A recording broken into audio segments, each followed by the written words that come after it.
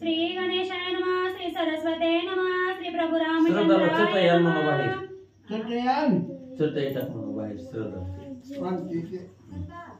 पुढती वाळीच्या संत्रासी सुग्रीव सांगे श्रीरामापासी रक्त राजा गुप्त वनवासी ते आम्हासी मारू धावे। श्री गणेशाला वंदन करून प्रभू रामचंद्राचं स्मरण आणि सद्गुरूशी शरण जाऊन कथेचं अनुसंधान आहे।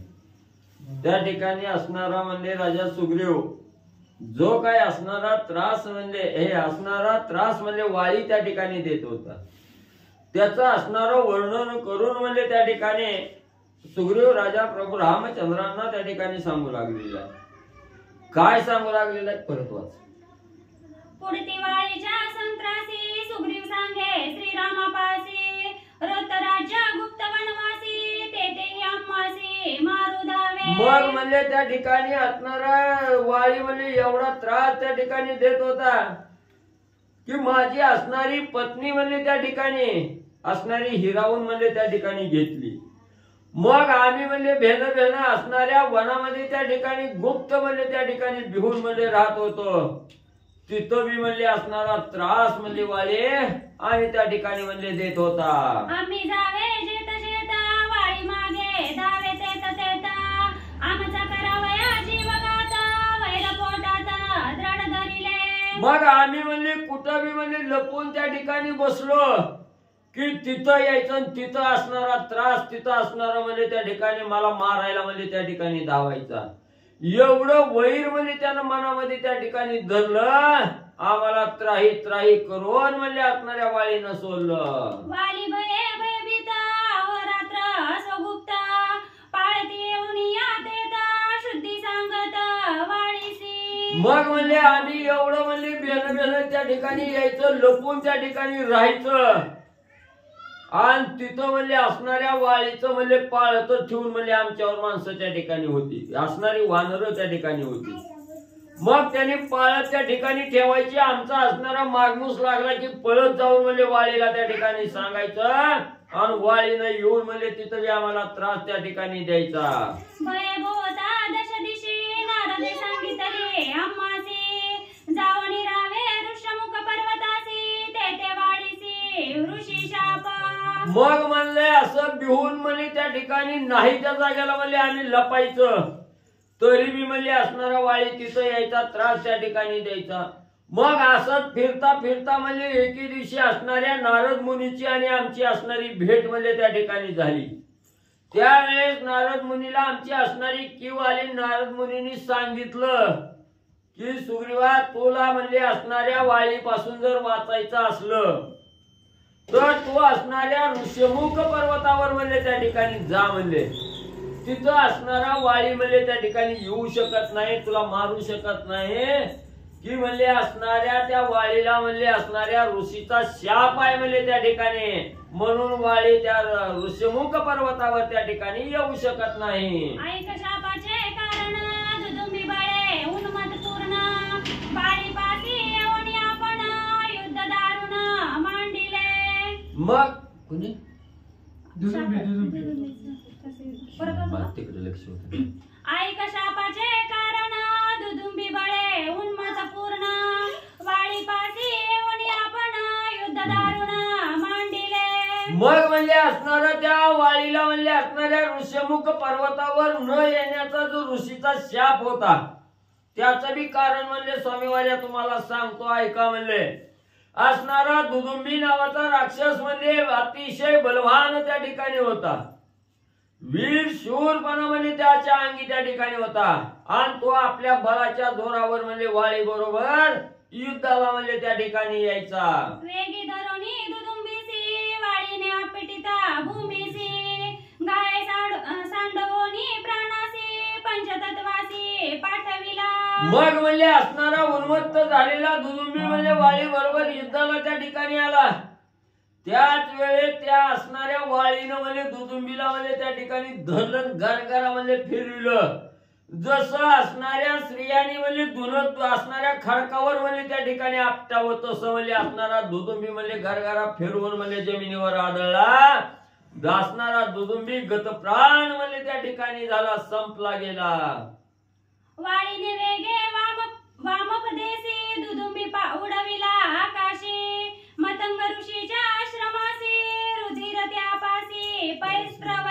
मग युद्धात म्हणले असणारा दुदुंबी म्हणजे त्या ठिकाणी संपला गेला आणि त्यात असणाऱ्या दुदुंबीचा जो असणारा देह होता तो म्हणजे निस्त्या डाव्या पायानं म्हणजे त्या ठिकाणी उचलून म्हणजे हवेत म्हणजे फेकून त्या ठिकाणी दिला. तो असणारा देह म्हणजे त्या दुदुंबीचा असणारा म्हणजे त्या ठिकाणी कोणते ऋषी मातंग ऋषीचा आश्रम होता. त्या आश्रमापाशी जाऊन म्हणले आणि दुदुंबीचा देह म्हणजे त्या ठिकाणी डाव्या पायानं म्हणजे कोलून लावला.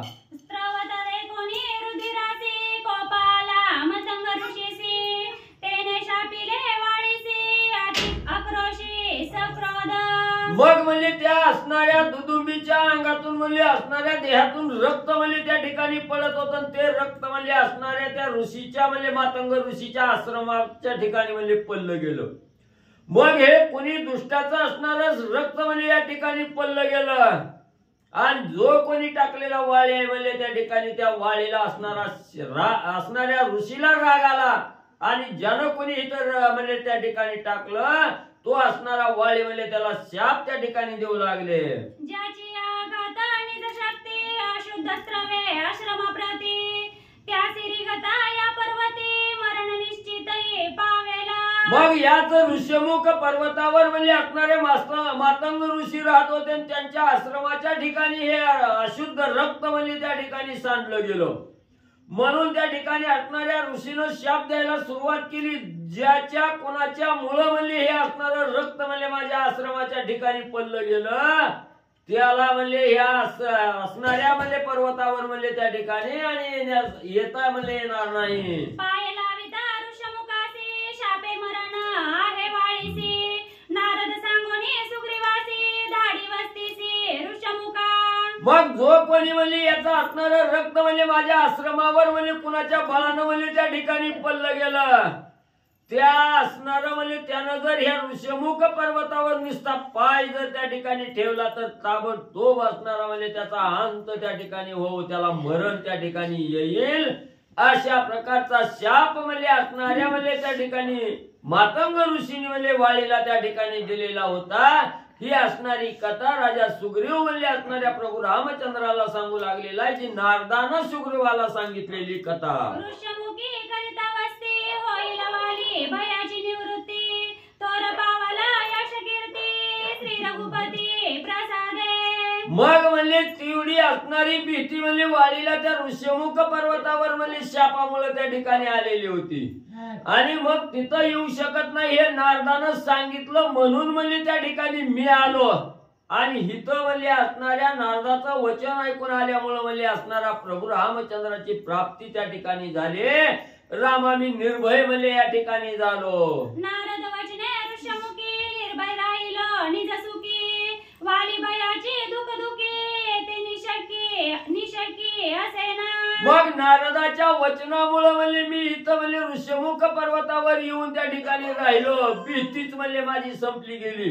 वाळी येईल मला मारील ही जी काय माझ्या मनात भीती होती ती प्रभू रामचंद्रा सगळी भीती म्हणजे त्या ठिकाणी नाहीशी झाली. निर्भय म्हणजे मी राहिलो. शाप भया घेऊन पोटे वाळी ऋषमुखा न पाहे दृष्टी येते या वयाची न करे गोष्टी सुख संतोष्टी असो आम्ही. मग त्या मातंग ऋषीचा शाप असल्यामुळे वाळीनं म्हणजे भीती त्या ठिकाणी घेतली. साधं डोळ्यानं सुद्धा म्हणजे या पर्वताकडे त्या ठिकाणी बघत नव्हता.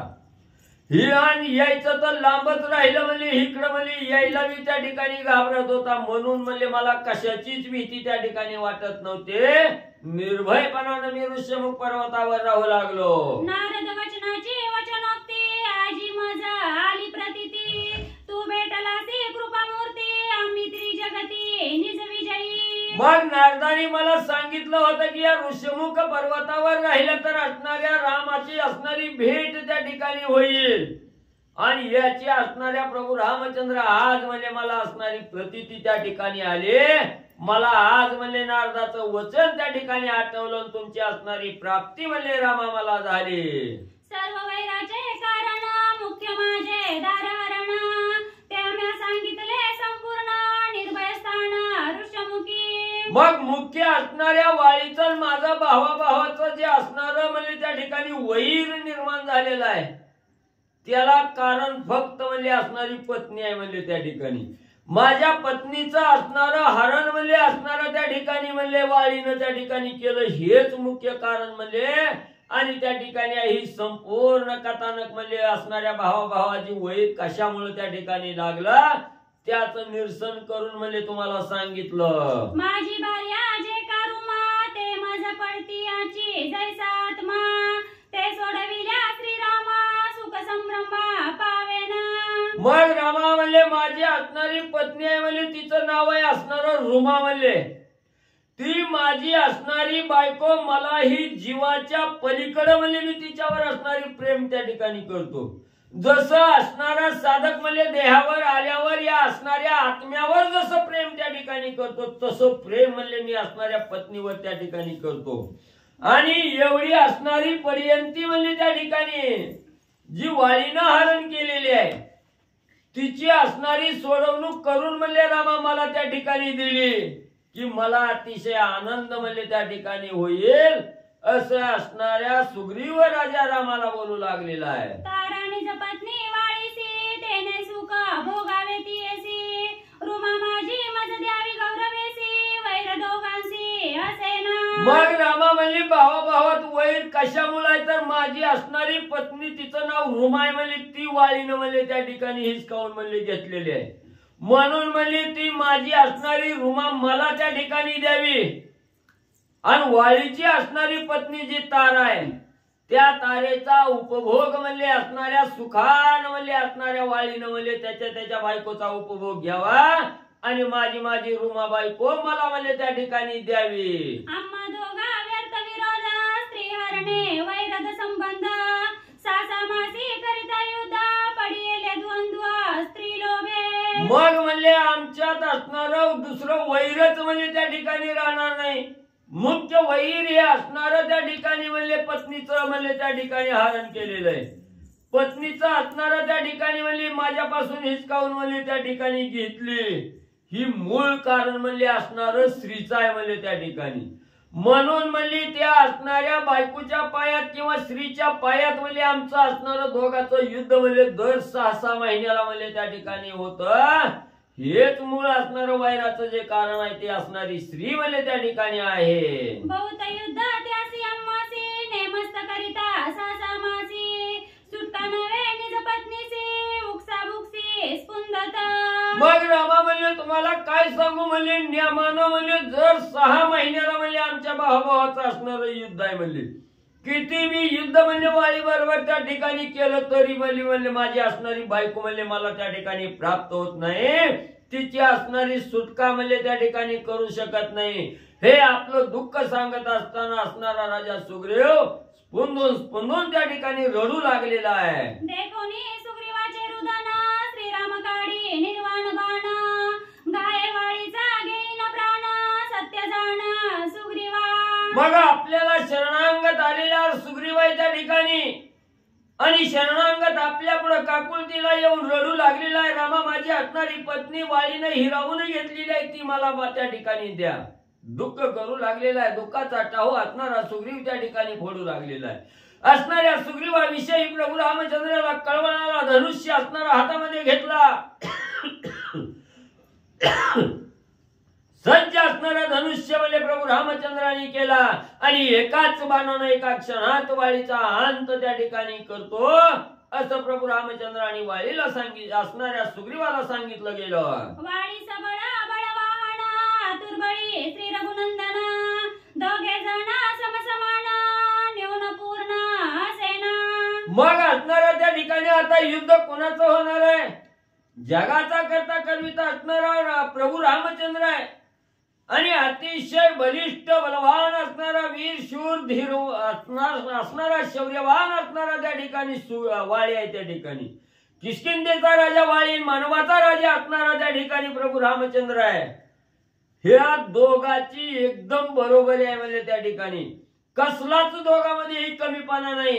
एकमेकाला सारखे म्हणले त्या ठिकाणी आणि दोघं म्हणले आहेत. पहिला दुदुंबी कलेवर जाण अंगे उचली जो आपण त्याच्याने हस्ते वाली मरण मातंगी ऋषी भाषे. मग त्या ठिकाणी असणारा म्हणजे काय असणारा वाळी म्हणले त्या ठिकाणी कवा मरल, वाळीला कोण त्या ठिकाणी मारल, हे मातंग ऋषीनं असणारा शाप त्या ठिकाणी दिलेला होता किंवा भविष्यवाणी असणाऱ्या ऋषीनं त्या ठिकाणी केलेली होती. जो कोणी ह्या वाळीनं मारलेला जो दुदुंबी राक्षस आहे आणि त्याचा जो देह म्हणजे पलीकडल्या बाजूला त्या ठिकाणी पडलेला आहे, तो देह जो कोणी त्या ठिकाणी उचलील म्हणले त्याच्या हातून वाळी त्या ठिकाणी आणि म्हणले मारणार आहे. सप्तदाढा विषमवाण एके बाणे करी जो छेदन, त्याच्याने हस्ते वाली मरण ऋषी भाषे मातंगी. मग एक पर्याय असणारा दुदुंबी म्हणजे जो कोणी उचलल त्याच्या हातून वाळी मारणार, आणि दुसरा पर्याय आहे की या वनामध्ये असणाऱ्या ताडाची झाडं आहेत म्हणजे त्या ठिकाणी ही असणारी ताडाची झाडं म्हणजे विखुरलेली आहेत त्या ठिकाणी 7 झाडं आहेत ते, आणि ही विखुरलेल्या अवस्थेत आहे ती. काही म्हणजे असणाऱ्या पूर्वेला आहे ती, काही पश्चिमेला आहे ती, दक्षिणेला आहे ती, उत्तरेला आहे ती, अशी विखुरलेली झाडं आहे ती. आणि ती विखुरलेली झाडं एका रेषेत त्या ठिकाणी आणायची आणि एकाच बाणानं 7ही झाडाचं छेदन म्हणजे त्या ठिकाणी एकाच बाणानं जो कोणी करल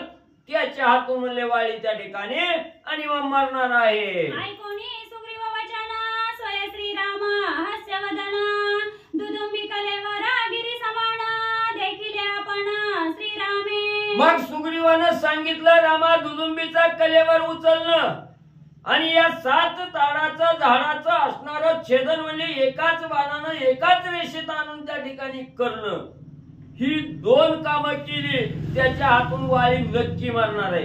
हे कळाल्याबरोबर प्रभू रामचंद्र सुग्रीवाकडे बघितलं गेलं ना हसले. हसल्याबरोबर असणाऱ्या दुदुंबीचा देह ज्या ठिकाणी पडलेला होता त्या देहाकडे निरखून म्हणजे प्रभू रामचंद्रांनी बघितलं तर असणारा पर्वतासारखा आवडवी असणारा देह त्या ठिकाणी आणि प्रभू रामचंद्रांनी पाहिला गेला. तेव्हा वामंगुष्टे उचलून केले त्रिवार तोलन, स्वलीला सांडिता हेळ सोना दश योजना उडविले. मग त्या ठिकाणी प्रभू रामचंद्रांनी म्हणली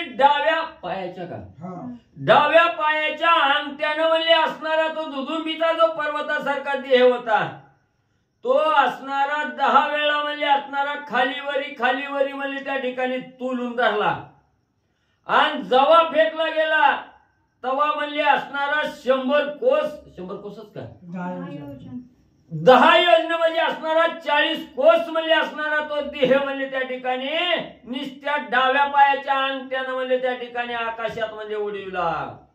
दुदुंबी काया अति समर्थ श्रीरामे उडविले अंगुष्ठवत, तरी सुग्रीवा साशंकित बोले भयभीत ते ऐका.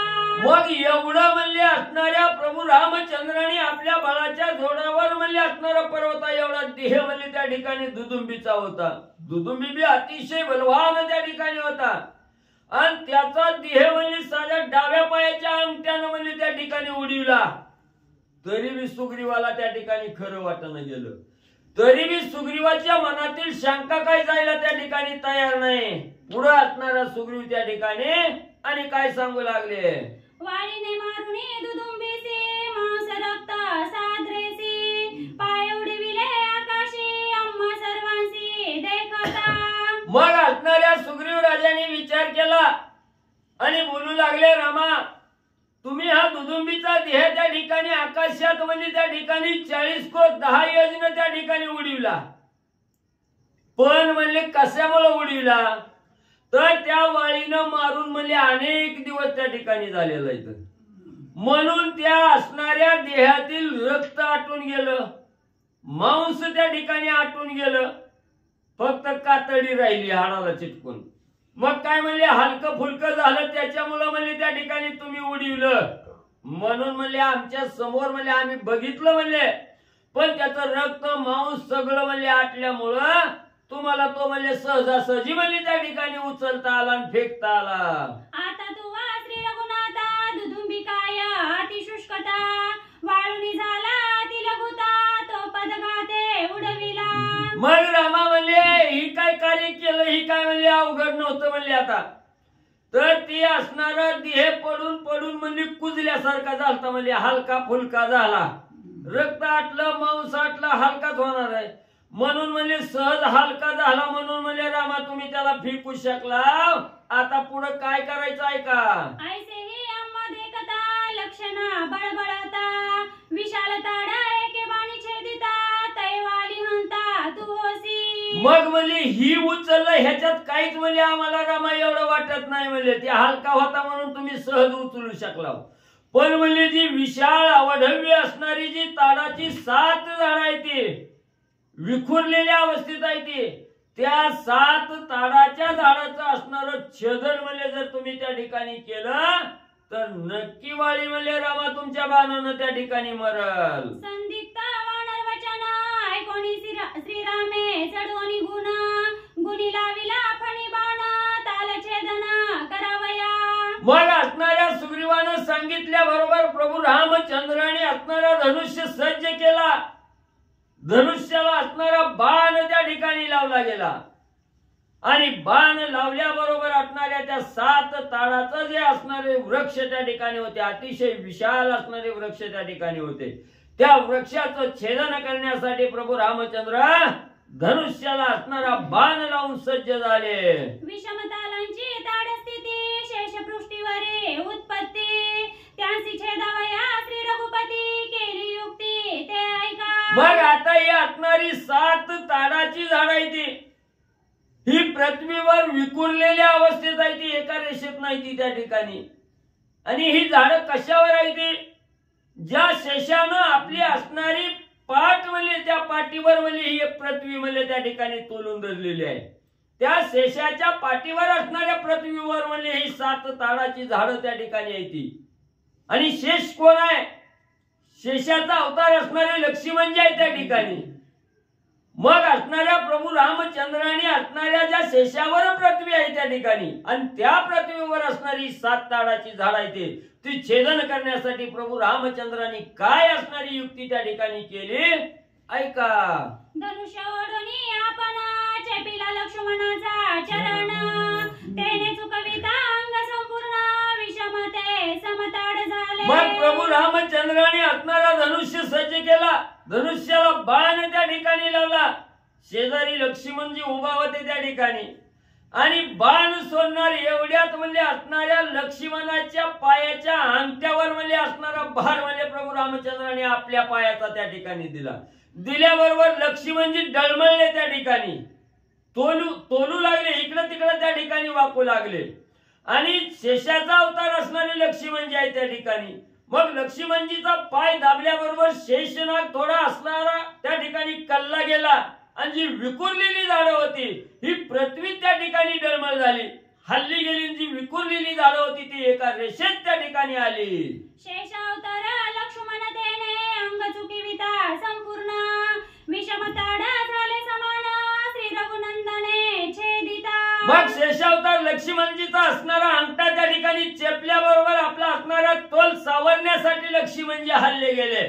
हल्ल्याबरोबर जी असणाऱ्या वनातील झाडं होती ती विखुरलेली ती झाडं एका रेषेत आणि त्या ठिकाणी म्हणले आले. धनुष्य वाहुनी दुर्धर गुणी लाविला अमोघ बाण.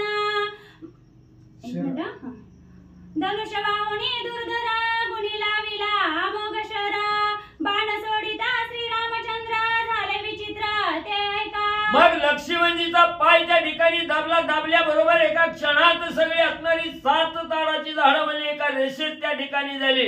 लगेच असणाऱ्या तेवढ्या क्षणात असणाऱ्या प्रभू रामचंद्राने अमोघ नावाचा बाण म्हणजे असणाऱ्या धनुष्याला त्या ठिकाणी लावला आणि काय म्हणजे असणारं कार्य घडलं. सप्तताला ते छेदोनी गिरीवर ते विदारोनी सप्तपाताळ भेदोनी गेला निघोनी शशंगा. मग म्हणजे असणारा त्या ठिकाणी असणारा बाण त्या ठिकाणी सोडला आणि एका क्षणात म्हणजे जी असणारी झाडं विखुरलेली होती ती एका रेषेत आल्याबरोबर त्या असणाऱ्या बाणानं म्हणजे 7 ताडाचं असणारं छेदन त्या ठिकाणी केलं. असणारा बाण पाताळात म्हणजे त्या ठिकाणी घुसून म्हणजे परत म्हणजे असणाऱ्या प्रभू रामचंद्राच्या भात्यात येऊन म्हणजे त्या ठिकाणी स्थिरावला. शेषाच्या अंगी तालमूलता त्या ते झाला समूळ छेदिता परतोनी येऊनी श्रीराम हाता रिगोनी भाता स्वस्त राहे. मग तो बाण म्हणजे वर्ण असणाऱ्या झाडाचं छेदन केलं, पाताळात बाण गेलं. ज्या शेषाच्या पाठीवर असणाऱ्या त्या झाडाची मुलं त्या ठिकाणी होती ते मुळासहित वृक्ष म्हणजे असणाऱ्या बाणानं म्हणजे त्या ठिकाणी छेदन केलं आणि तो बाण आपलं कार्य करून प्रभू रामचंद्राच्या हातातून म्हणजे भात्यात त्या ठिकाणी येऊन म्हणजे स्थिरावला. श्रीरामे छेदिले विषमताळ तेने सुग्रीवा सुख कल्लोळ जय जयकारे गरजती सकळ आम्ही सबळ श्रीरामे. मग एवढं कठीण कार्य प्रभू रामचंद्रांनी त्या ठिकाणी करून दाखविल्यावर कुणाला आनंद त्या ठिकाणी व्हायचा नाही. राजा सुग्रीवाला असणारा आनंद त्या ठिकाणी झाला. 4 प्रधान होते त्यांनाही अतिशय आनंद त्या ठिकाणी झाला. आणि प्रभू रामचंद्र भगवान की जय गर्जना त्या ठिकाणी म्हणजे वानरांनी आणि केली गेली. भवभया ताड विषमता श्रीराम दृष्टी होय समता विषमताळ श्रीराम छेदिता सुख समजता कपिकुळा. मग जी विखुरलेली विषम अवस्थेत असणारी झाडं होती ती प्रभू रामचंद्राची दृष्टी पडल्याबरोबर सगळी झाडांमध्ये असणारी सम त्या ठिकाणी झाली, एका रेषेत झाली. आणि त्या बलाढ्य असणाऱ्या वृक्षाचं छेदन म्हणजे प्रभू रामचंद्राने आमच्या समोर त्या ठिकाणी केलं. म्हणून सुग्रीवा सहित सर्व वानरांना प्रधानांना त्या ठिकाणी आनंद होऊ लागला. रामनामाचा जय जयकार त्या ठिकाणी करू लागले. श्रीरामाम्मा सुख संपत्ती श्रीरामाम्मा निज विश्रांती श्रीरामाम्मा सह्यार्थी निज सांगाती श्रीराम. मग सगळी जण त्या ठिकाणी सुग्रीवा सहित म्हणू लागले प्रभू रामचंद्र आम्हाला सुख देणार आहे. प्रभू रामचंद्र आमच्यावर कृपा करणारा कृपेचा सागर आहे. प्रभू रामचंद्र आम्हाला असणारा त्या ठिकाणी सुख देणार आहे. प्रभू रामचंद्र आम्हाला असणारा सहाय्यकारी त्या ठिकाणी आहे. आमचा कृपाळ वाटणारा प्रभू रामचंद्र आहे. म्हणून रामनामाचा जय जयकार त्या ठिकाणी वानर मंडळी सुग्रीवा सहित करू लागली. श्रीरामाम्मा जीवलग सोयरा श्रीराम निजात्मा वानरा श्रीराम स्वामी चराचरा वंद्य सुरवरा श्रीराम. प्रभू रामचंद्र हा आमचा असणारा निज आत्मा आहे. प्रभू रामचंद्र हा आमचा असणारा निज सोयरा आहे. त्या ठिकाणी प्रभू रामचंद्र हा चराचरामध्ये त्या ठिकाणी भरून उरलेला आहे. त्या ठिकाणी चराचराचा उद्धार करणारा प्रभू रामचंद्र आहे. याचा आनंद वानर मंडळी त्या ठिकाणी करू लागली. रामनामाचा जय जयकार त्या ठिकाणी करू लागली. ऐसे बोलोनी आपण सुग्रीवे घातले लोटांगण श्रीरामे दिदले आलिंगन समाधान जीव शिवा. मग एवढा प्रभू रामचंद्राची असणारी स्तुती गुणवाद त्या ठिकाणी वानर मंडळी करू लागले. असणाऱ्या सुग्रीव राजाने प्रभू रामचंद्राच्या चरणावर लोटांगण त्या ठिकाणी घातलं गेलं. प्रभू रामचंद्रांनी प्रेमाचं आलिंगन राजा सुग्रीवाला त्या ठिकाणी दिलं. सगळी जण प्रभू रामचंद्राच्या रामनामाचा जय जयकार त्या ठिकाणी करू लागली. श्रीराम म्हणे सुग्रीवासी पुढे जाऊनी किष्किंधेसी वाळी ते पाचारी युद्धासी तुझे पाठीसी मी असे. मग लगेच असणाऱ्या त्या ठिकाणी वानर मंडळीला धीर देण्यासाठी प्रभू रामचंद्रांनी सांगितलं सुग्रीवा तुझ्या म्हणण्याप्रमाणे दोन्ही कार्य केली. दुदुंबीचा देह त्या ठिकाणी उचलला फेकला गेला. दुसरं कार्य विषम ताडाची झाडं त्याचं एका रेषेत आणून छेदन त्या ठिकाणी केलं. तू सांगितलं तसं त्या ठिकाणी केलं. आता वेळ आलेली आहे वाळीला मारण्याची. मग घरात घुसून त्या ठिकाणी मारायचं नाही. अगोदर असणारं युद्धासाठी पाचारण त्या ठिकाणी करावं लागतं आणि नंतर मारावं लागतं. मग डायरेक्ट प्रभू रामचंद्रांनी वाळीला युद्धासाठी बोलवायला जायचं का वाळीचं असणाऱ्या प्रभू रामचंद्राचं काहीही वैर त्या ठिकाणी नाही. म्हणून सुग्रीवाला सांगितलं सुग्रीवा आता तू असणाऱ्या किष्किंधा नगरीच्या ठिकाणी बिनधास्त जा म्हणजे मी तुझ्या पाठीमाग आहे. तू जा आणि वाळीला म्हणजे युद्धासाठी म्हणजे पाचारण त्या ठिकाणी आणि करून घे.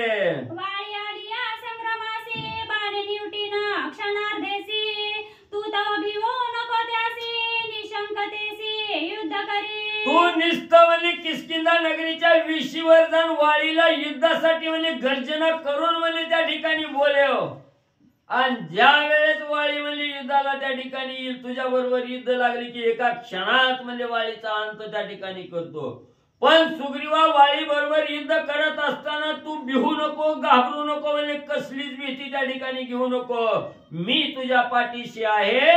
प्रभू रामचंद्रांनी सुग्रीवाला सांगितलं सुग्रीवा वाळीचे युद्ध करिता विसरू नको मज रघुनाथा जय पावसी सर्वता सत्वर वचन म्हणून म्हणले असणार कुठलंही कार्य करत असताना, कुठलीही भगवंताची पूजा अर्चा करत असताना आपल्या मनातील जर असणारी गोष्ट त्या ठिकाणी पूर्ण करायची असेल तर मनोभावे एकात्म असणाऱ्या म्हणजे त्या ठिकाणी दृष्टीनं म्हणजे भगवंताचं असणारं पूजन, ध्यान, पठन, मनन म्हणजे त्या ठिकाणी करावं. तर म्हणजे असणारा भगवंत त्या ठिकाणी प्रसन्न होतो आणि आपल्यावर कृपा दृष्टी त्या ठिकाणी करतो. म्हणून भगवंत प्रभू रामचंद्र सुग्रीवाला सांगू लागले, सुग्रीवा असणाऱ्या वाळी बरोबर युद्ध करत असताना म्हणजे त्या ठिकाणी मुख्य असणारं भ्यायचं नाही, त्या ठिकाणी मनामध्ये भीती घ्यायची नाही आणि भीती न घेता म्हणजे युद्ध करत जरी असला तरी माझं असणारं नामस्मरणाला खंड त्या ठिकाणी पडू द्यायचा नाही. मला त्या ठिकाणी विसरायचं नाही. जो मला त्या ठिकाणी विसरल तो गचकला म्हणून त्या ठिकाणी संपजायचं. म्हणून म्हणजे असणारं युद्ध करत असताना हे माझं असणारं मुखामध्ये रामनामाचं स्मरण म्हणजे सुग्रीवा त्या ठिकाणी कर, माझी आठवण म्हणजे गडगड केला त्या ठिकाणी आणि कर. ऐसे सांगता श्री रघुवीर सुग्रीवी केला भुभुकार, कौतुक पाहे श्री रामचंद्र वाळी वानरा मी मारिना. मग त्या ठिकाणी आता असणाऱ्या भगवंताची कृपा दृष्टी माझ्यावर झाली, मला कोण त्या ठिकाणी मारणार आहे याचा आवेश असणाऱ्या सुग्रीवाला त्या ठिकाणी आला. आनंदाने असणारा सुग्रीव त्या ठिकाणी नाचू लागला. आकाशात असणारं उड्डाण आनंदाने त्या ठिकाणी केलं. सांगितलं गेलं प्रभू रामचंद्राची कृपा माझ्या मस्तकावर आहे त्या ठिकाणी आणि मी नक्की आता असणाऱ्या वाळीचा अंत त्या ठिकाणी करणार. म्हणून गर्जना असणाऱ्या वाळी सुग्रीवानं मला त्या ठिकाणी केली. वाळी बळीया ती बळी मी श्रीराम आतुर बळी, आजी वाळीची करीन होळी रणखंदळी माझी सुग्रीवाला एवढा आवेश त्या ठिकाणी आला. गर्जना करून सुग्रीव बोलू लागला, अतिशय बलाढ्य बलवान बलशूर असणारा वाळी आहे त्या ठिकाणी, पण मी बी काही कमी नाही म्हणले. असणाऱ्या प्रभू रामचंद्राच्या कृपेच्या जोरावर म्हणजे हे बलाढ्य असणारा जो वाळी आहे त्या वाळीचा असणारा घात म्हणजे त्या ठिकाणी केल्याशिवाय राहणार नाही. मी नक्की वाळीचा आज म्हणजे घात त्या ठिकाणी करणार अशी आवेशपूर्ण असणारा भुभुकार म्हणजे त्या ठिकाणी आणि सुग्रीव राजानं म्हणजे आकाशात उड्डाण घेऊन केला.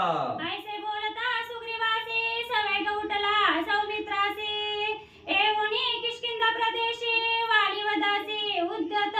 मग एवढं त्या ठिकाणी आकाशात गर्जना त्या ठिकाणी केली आणि ज्या वेळेस असणारा आनंदाने म्हणजे गर्जना वाळी असणारा सुग्रीव करू लागला.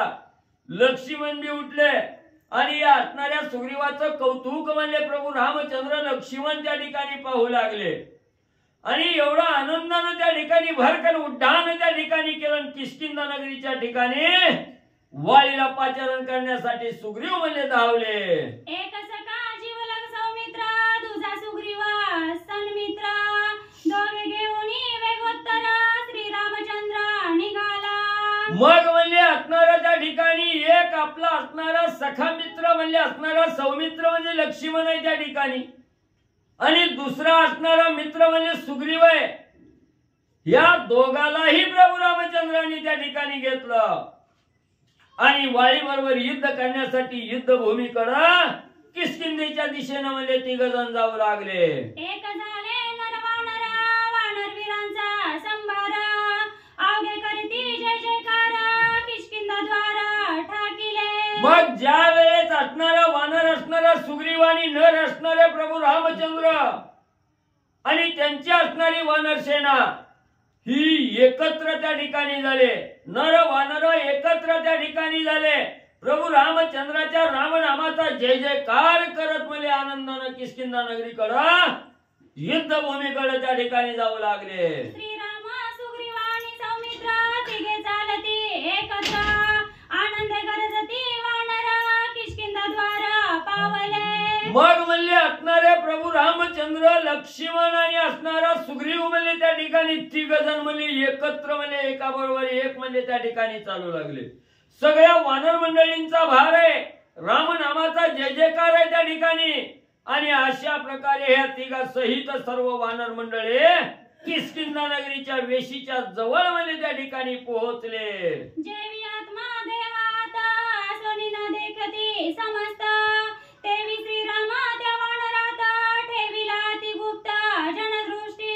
मग त्या ठिकाणी असणारा म्हणले एवढा वानरांचा मेळा आहे आणि या वानराच्या मध्ये असणारं गुप्त रीतीने म्हणले प्रभू रामचंद्राला ठेवलं. कसं ठेवलं? जसं प्रत्येकाच्या हृदयामध्ये आत्मा म्हणून राहणारा भगवंत आहे त्या ठिकाणी. हा भगवंत कुणालाही त्या ठिकाणी दिसत नाही. आत्मा कधी कुणी पाहिलाय का त्या ठिकाणी? जसा प्रत्येक साधक आत्म्याला आपल्या देहामध्ये गुप्त त्या ठिकाणी ठेवतो, कुणाच्याही दृष्टीला त्या ठिकाणी आत्मा पडत नाही, तसं असणारा भगवंत प्रभू रामचंद्र आहे. ह्या प्रभू रामचंद्राला वानर सेनेने आपल्या सेनेमध्ये गुप्त रीतीने म्हणजे ठेवलं गेलं.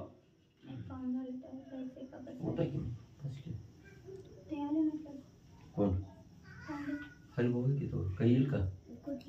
थोडा घे की 60 पर्यंत या की तुम्ही दोघं 60 पर्यंत वाली सुग्रीवा युद्धाती दुर्धरा पावया श्रीरामचंद्र वणीबाई सोनी अगोचरा नरवानरा न देखती. मग त्या ठिकाणी असणारा म्हणले राजा सुग्रीवाचा आणि किष्किंधा नगरीचा राजा असणारा वाळी आहे, त्याचाच भाऊ असणारा सुग्रीव आहे. ह्या वाळीचं आणि सुग्रीवाचं युद्ध बघण्यासाठी प्रभू रामचंद्र आतुर झालेले आहे. आणि गुप्त रीतीनं ह्या वानरांनी प्रभू रामचंद्राला ठेवलं गेलं आणि गुप्त रीतीनं दोघांचं कौशल्य, दोघांचं युद्ध प्रभू रामचंद्र पाहू लागलेले आहेत. निकट न देखती नरवीरा देखो न शकती ऋषीश्वरा त्यासी केवे देखे वाळी वानरा अगोचरा श्रीराम. मग त्या ठिकाणी म्हणजे या वानराच्या मेळ्यात असणारे प्रभू रामचंद्र आहेत. पण या रामाला म्हणजे देव सुद्धा त्या ठिकाणी पाहू शकत नव्हते. ऋषी मंडळीला सुद्धा प्रभू रामचंद्र त्या ठिकाणी दिसत नव्हते. मग या वानराला काय त्या ठिकाणी दिसणार आहेत? एवढं गुप्त राहून म्हणजे असणारं युद्ध कौशल्य वाळीचं आणि सुग्रीवाचं प्रभू रामचंद्र पाहू लागले.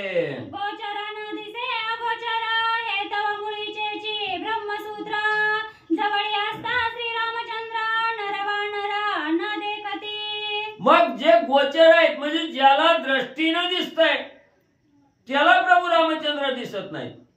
मग ब्रह्म हे कुणाला दिसतं का त्या ठिकाणी? परब्रह्म स्वरूप असणारे भगवंत प्रभू रामचंद्र त्या ठिकाणी आहे. मग ब्रह्म हे चराचरामध्ये त्या ठिकाणी भरून उरलेलं आहे. मग ब्रह्म हे कुणाच्या डोळ्याला त्या ठिकाणी दिसतं का? कवा त्या ठिकाणी दिसत नाही.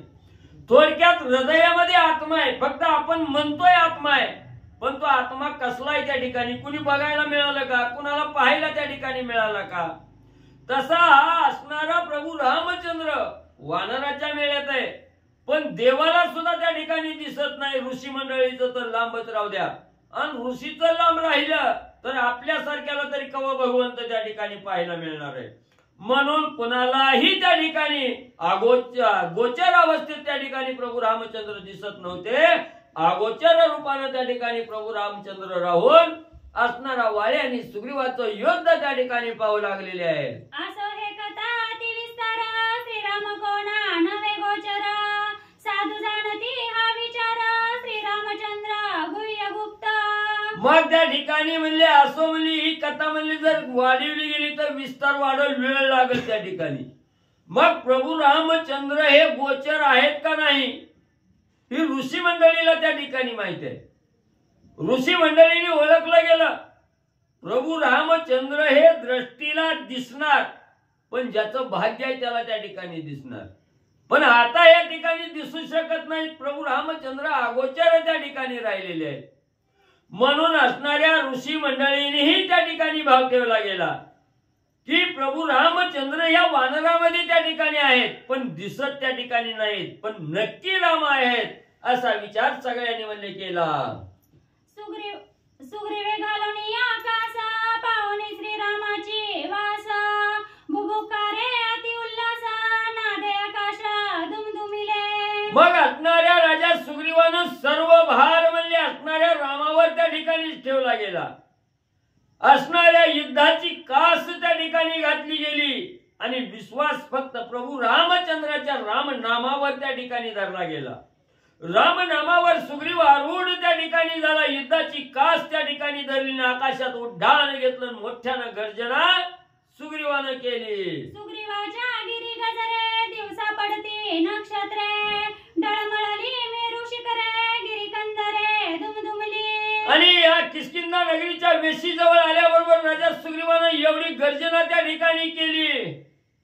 पर्वतवली त्या ठिकाणी डगडगामध्ये हालू लागले, डगमग त्या ठिकाणी करू लागले. गिरी कंदर त्या ठिकाणी आवाज घुमू लागला, कानटाळ्या त्या ठिकाणी दिग्गजाच्या बसू लागल्या. एवढा भुकार असणाऱ्या सुग्रीवानं म्हणजे केला. दिग्गजांची बैसली टाळी नादे गजबजला वाळी ऐसा कोणा आला बळी प्रळय आरोळी देवोनी. मग एवढी आरोळी असणाऱ्या सुग्रीवानं त्या ठिकाणी दिली, भुकार त्या ठिकाणी दिला. जे असणारे म्हणजे अष्ट दिशेला जे दिग्गज आहेत त्या ठिकाणी त्या दिग्गजाची असणारी कांटाळी त्या ठिकाणी बसली गेली. हीच आवाज असणाऱ्या त्या ठिकाणी वाळीच्या कानावर गेला. वाळी सुद्धा घाबरला गेला. एवढा तुरवळी कोण आलाय मला युद्धाला त्या ठिकाणी बोलवतोय म्हणून वाळीची सुद्धा घाबरगुंडी त्या ठिकाणी उडाले. आश्चर्यचकित वाळी झाला. दूत सांगती वाळीसी सुग्रीवालासे युद्धासी हे सामर्थ्य नाही त्यासी शक्ती अनारीसी दिसत असे. मग त्या ठिकाणी असणारे लगेच म्हणजे दूताला म्हणजे वाळीनं सांगितलं कोण आलंय कोण गर्जना करताय बघा म्हटल्याबरोबर दूत बाहेर आले. त्यांनी बघितलं लगेच वाळीला जाऊन सांगितलं महाराज तुमचाच भाऊ आहे म्हणजे सुग्रीव आलेला आहे म्हणजे त्या ठिकाणी. आणि ही असणाऱ्या सुग्रीवाची ताकद म्हणजे वाळी बरोबर युद्ध करण्याची नाही म्हणजे त्या ठिकाणी. ही काहीतरी म्हणजे असणारा पराक्रम वेगळाच म्हणजे त्या ठिकाणी दिसतोय. त्याच्या अंगी एवढी ताकद नाही. युद्धासाठी कसा त्या ठिकाणी असणारा सुग्रीवाला याचा विचार वाळी करू लागला. त्यासी कोणी भेटला बळी त्याचे निदेतो मारोळी ऐसे विचारोनी वाळी कास्य तत्काळी घातली. मग असणाऱ्या वाळीनं थोडा वेळ विचार केला. आपल्या भावाचा पराक्रम आपल्यालाच माहिती आहे म्हणजे किती अंगवान आहे म्हणजे आपला भाऊ असणारा सुग्रीवाच्या अंगात म्हणजे त्याची शक्ती त्याची असणारी ताकदच म्हणजे माझ्या बरोबर युद्ध करण्याची म्हणजे त्या ठिकाणी नाही. पण कोणतरी त्याला अतिशय बलवान म्हणजे त्या ठिकाणी मिळाला असेल त्याच्या द्वारावर म्हणजे ही माझ्या बरोबर युद्धाला आला काय बघतोच म्हणून असणारी कास म्हणजे सुग्रीवानं सुद्धा असणाऱ्या वाळीनं सुद्धा त्या ठिकाणी घातले आणि सुग्रीवाबरोबर युद्ध करण्यासाठी वाळी सज्ज होऊ लागला. आजीच्या युद्धाती संकटी विजय माळा घातली कंठी तरी दाखतासे पोटी आरोळी मोठी ऐकोनी. मग लगेच एवढी हाक त्या ठिकाणी दुर्धर म्हणजे सुग्रीवानं दिलेली म्हणजे ऐकली होती वाळीनं. लगेच म्हणलं ह्याच बघतोच आवेश त्या ठिकाणी वाळीला आला. जी कश्यप वरदाची माळ इंद्राला दिलेली होती इंद्रानं म्हणजे असणाऱ्या जी म्हणजे असणाऱ्या वाळीला त्या ठिकाणी दिलेली होती ती माळ म्हणजे पटकन गळ्यात म्हणजे वाळीनं त्या ठिकाणी घातली. आवेश आणला पण मन कचरत त्या ठिकाणी होतं. शंका त्या ठिकाणी होती. बाबा आजपर्यंत एवढा कधीच म्हणजे आरडला नाही म्हणजे त्या ठिकाणी आज एवढा आरडलाय म्हणजे नक्की काहीतरी म्हणजे साह्य म्हणजे असणाऱ्या सुग्रीवाला झाला असावा अशी शंका त्या ठिकाणी मनात येऊ लागली. आजी मरणे की मारणे दोहींचे वैर आजी छेदने ऐसा निश्चय करोनी तेने युद्धात येणे क्रोधे. मग असणाऱ्या वाळी मनावर ठाम झाला. काय असेल ती म्हणला आजचा शेवटचा पहिला दिवस म्हणला त्या ठिकाणी या असणाऱ्या सुग्रीवाबरोबर युद्धाला जायचं ही पक्क मला त्या ठिकाणी. आणि युद्ध करत असताना एक तर मला सुग्रीव मरल नाहीतर मी मरण म्हणला. पण आज निर्वाणीचं युद्ध करून मला ह्या युद्धाचा शेवट मला आजच त्या ठिकाणी करतो अशी असणारी गर्जना त्या ठिकाणी वाळीनं घेतली आणि असणाऱ्या युद्धासाठी तत्परता दाखवून येऊ लागला. एकोणी सुग्रीवांची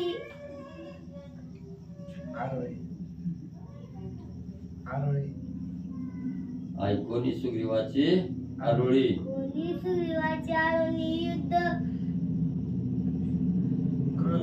क्रोधाला वारी दोघे भिडती क्रोधानली महाबली वानरा ग्रंथ करते श्री संत एकनाथ महाराज या ठिकाणी सांगतायत. ते तर काय करणार, त्याच्या बिचाराच्या वाटेला अवघड शब्द आले.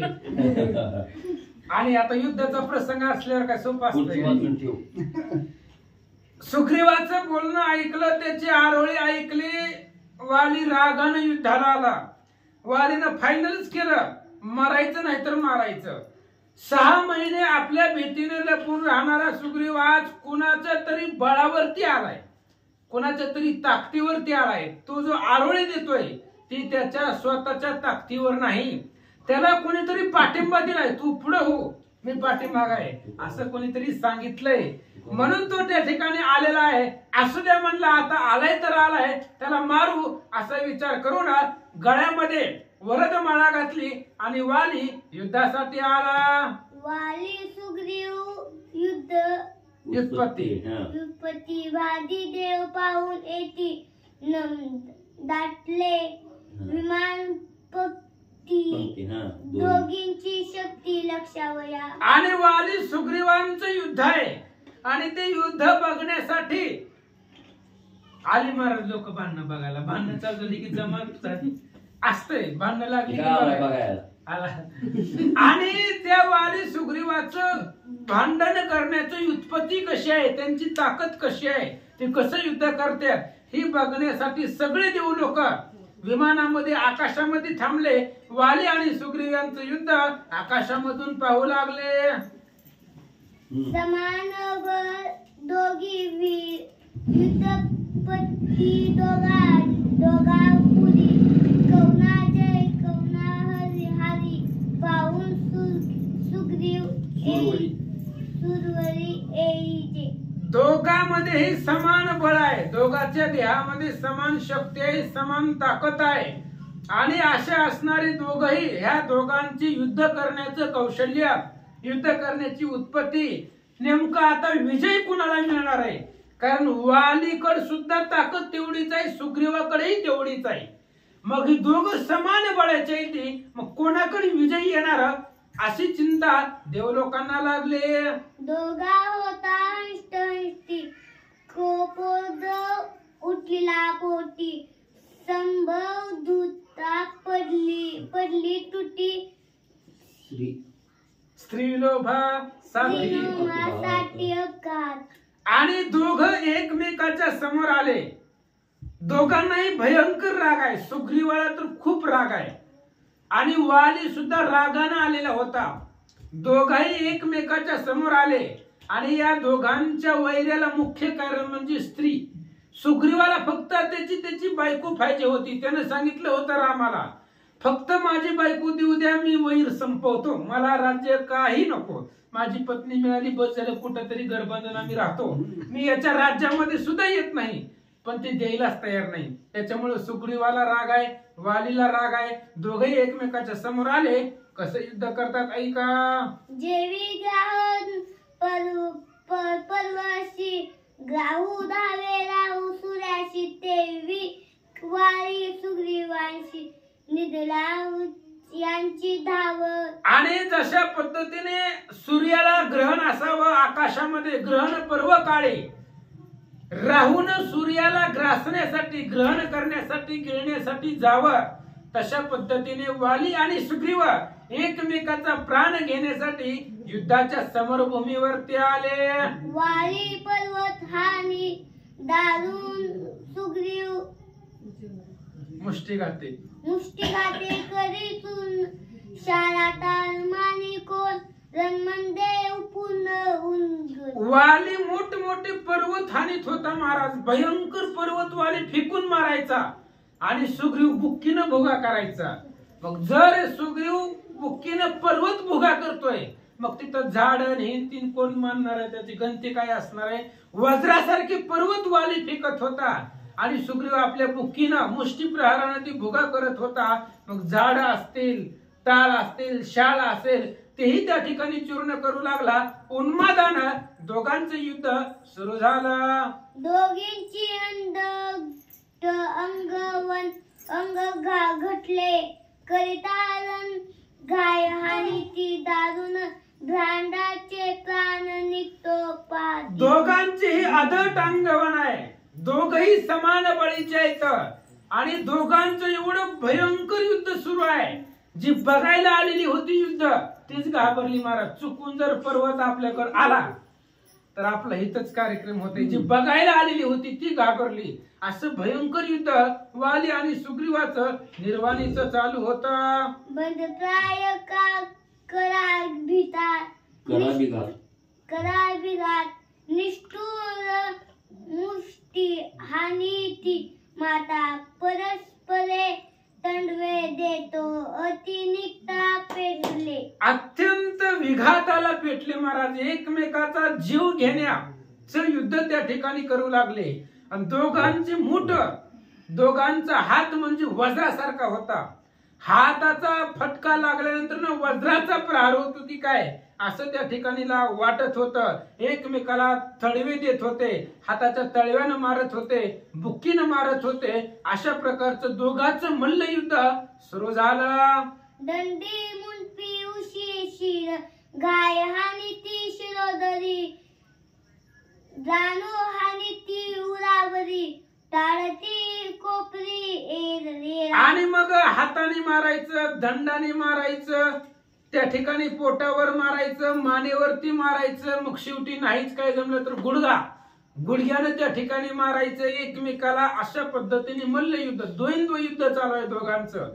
त्या ठिकाणी एकमेकाला प्रहार करायचं आणि मूर्छित करून मारायचं असा विचार वाली सुग्रीवांचा आहे. दोघांच्या आवका लवती पुच्चार तडका परस्परे हानी ती धडका उठला धडका अंतरा. आणि दोघांचाही आवांका होता. आवांका म्हणजे बळ. दोघांचंही त्या ठिकाणी असणार स्फुरण होतं. एकमेकाला शेपटीच्या तडक्यानं मारत होते. आणि त्यांच्या मधून जो युद्धाचा आवाज होता ते आवाज आकाशामध्ये अंतराळामध्ये समावत नव्हता. एवढा ध्वनी त्यांच्या युद्धामधून निघू लागला. एका तरी वरी दोघे तलपती चक्रापरी दोघे उचलीत गगनोदरी निराधरी भेटती. आधारच नाहीये दोघांना कशाचा. आकाशामध्ये निराधार कुठल्याही प्रकारचा आधार नाहीये. आता एक तळ आकाशामधून तळाला यायचं, तळावून लगेच आकाशामध्ये यायचं. निराधार चक्राकार चक्र असतं त्या पद्धतीने गोलाकार युद्ध करू लागले. वाली सुग्रीवांचं भयंकर युद्ध अंतराळाच्या ठिकाणी चालू होतं. गाय हाली ती महाबली न्याव उठिला पाताळी कुंताची बैसली दांडखिळो देता आरोनी गजनी. एकमेकाला घाव मारला महाराज. मुष्टी प्रहार मारला एकमेकाच्या अंगावरती. तर त्याचा आवाज पाताळामध्ये निघत होता. एवढा त्या ठिकाणी असणारा भयंकर त्याचा आवाज उठलेला होता. त्यांनी गर्जना जर केली तर कृतांताची यमाची सुद्धा दातखिळी बसेल एवढा त्यांचा आवाज ध्वनी निघू लागला. क्षण एक युद्ध पृथ्वीवरी क्षण एक युद्ध गगनी दरी युद्धाला गवता वानरी सुरासुदी विमोह. बघणाऱ्याला आश्चर्य वाटलं महाराज. जे युद्ध बघायला भांडणं बघायला देव लोक आली होती त्यांच्या लक्षातच येत नव्हतं युद्ध कशी करते. अहो डोळ्याची पापणी लावतोय तोपर्यंत पृथ्वी तलावरती होते आणि लगेच एकाच क्षणामध्ये अंतराळामध्ये जात होते. जिथं बघल तिथं त्या ठिकाणी असणारे डोळ्याच्या सुद्धा त्या ठिकाणी चकवत येऊन आकाशामध्ये पृथ्वीवर क्षणिक आकाशात क्षणिक पृथ्वीवर अशा प्रकारचं युद्ध करत होते. बघणाऱ्याला आश्चर्य वाटला. बाप बले दोघे वानर वीर धीर महाशूर दोघे युद्धंती दुगत एरेला नाटोपती. बाप बळी बलवान दोघे जण आहेत. एकमेकाला ऐकत नाहीत. धीर वीर शूर रणयुद्धे पराक्रमी बलवान एकमेकाला सुद्धा ऐकत नाही. एवढं अशा प्रकारचं सुंदर वाचन लेकरांनी केलं. मला छोटसच आहे सुंदर दणदणीत आवाज आहे. मग बस की आता रोज थोडं थोडं वाचायचं.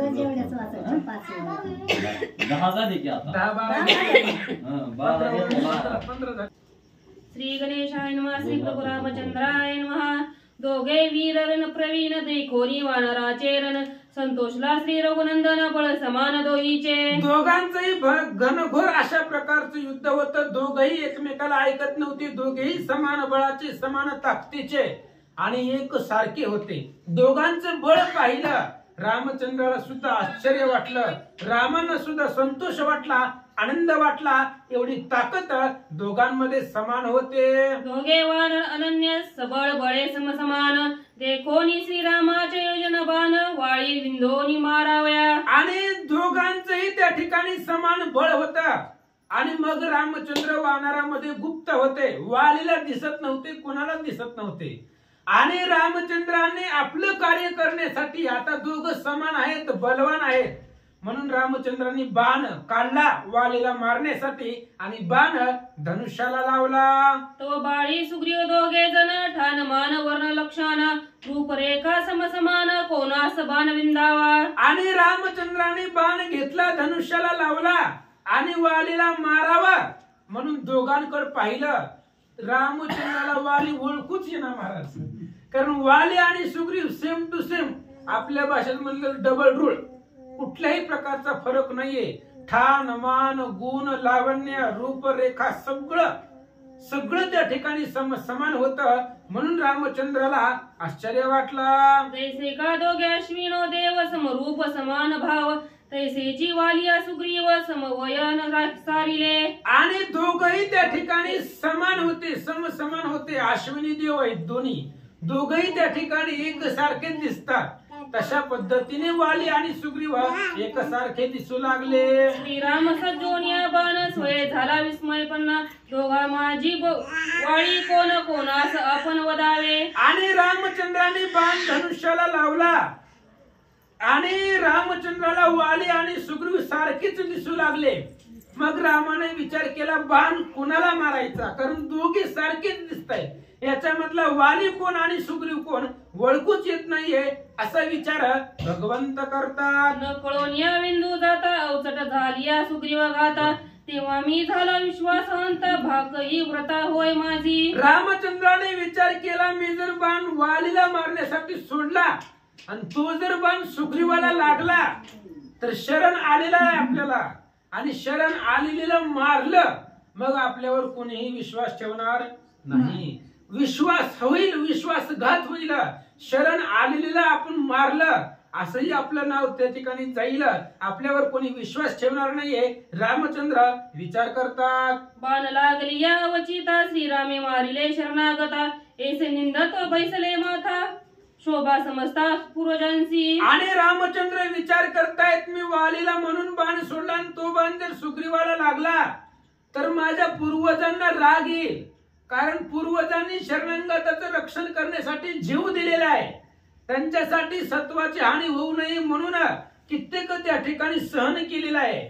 आणि त्या पूर्वजांना भयंकर राग येईल, मी जर सुग्रीवाला मारलं तर विचार रामचंद्र करतात. मुख्य शोभेल हरिचंद्र, शिवी भगीरथ पृथु नरेंद्र, काकुस्त दिलीपादी नृपवर, वंशीचे समग्र शोभती. मी जर चुकून बाण जर सुग्रीवाला लागला तर पहिल्यांदा मुख्य राग हरिश्चंद्राला येणार आहे.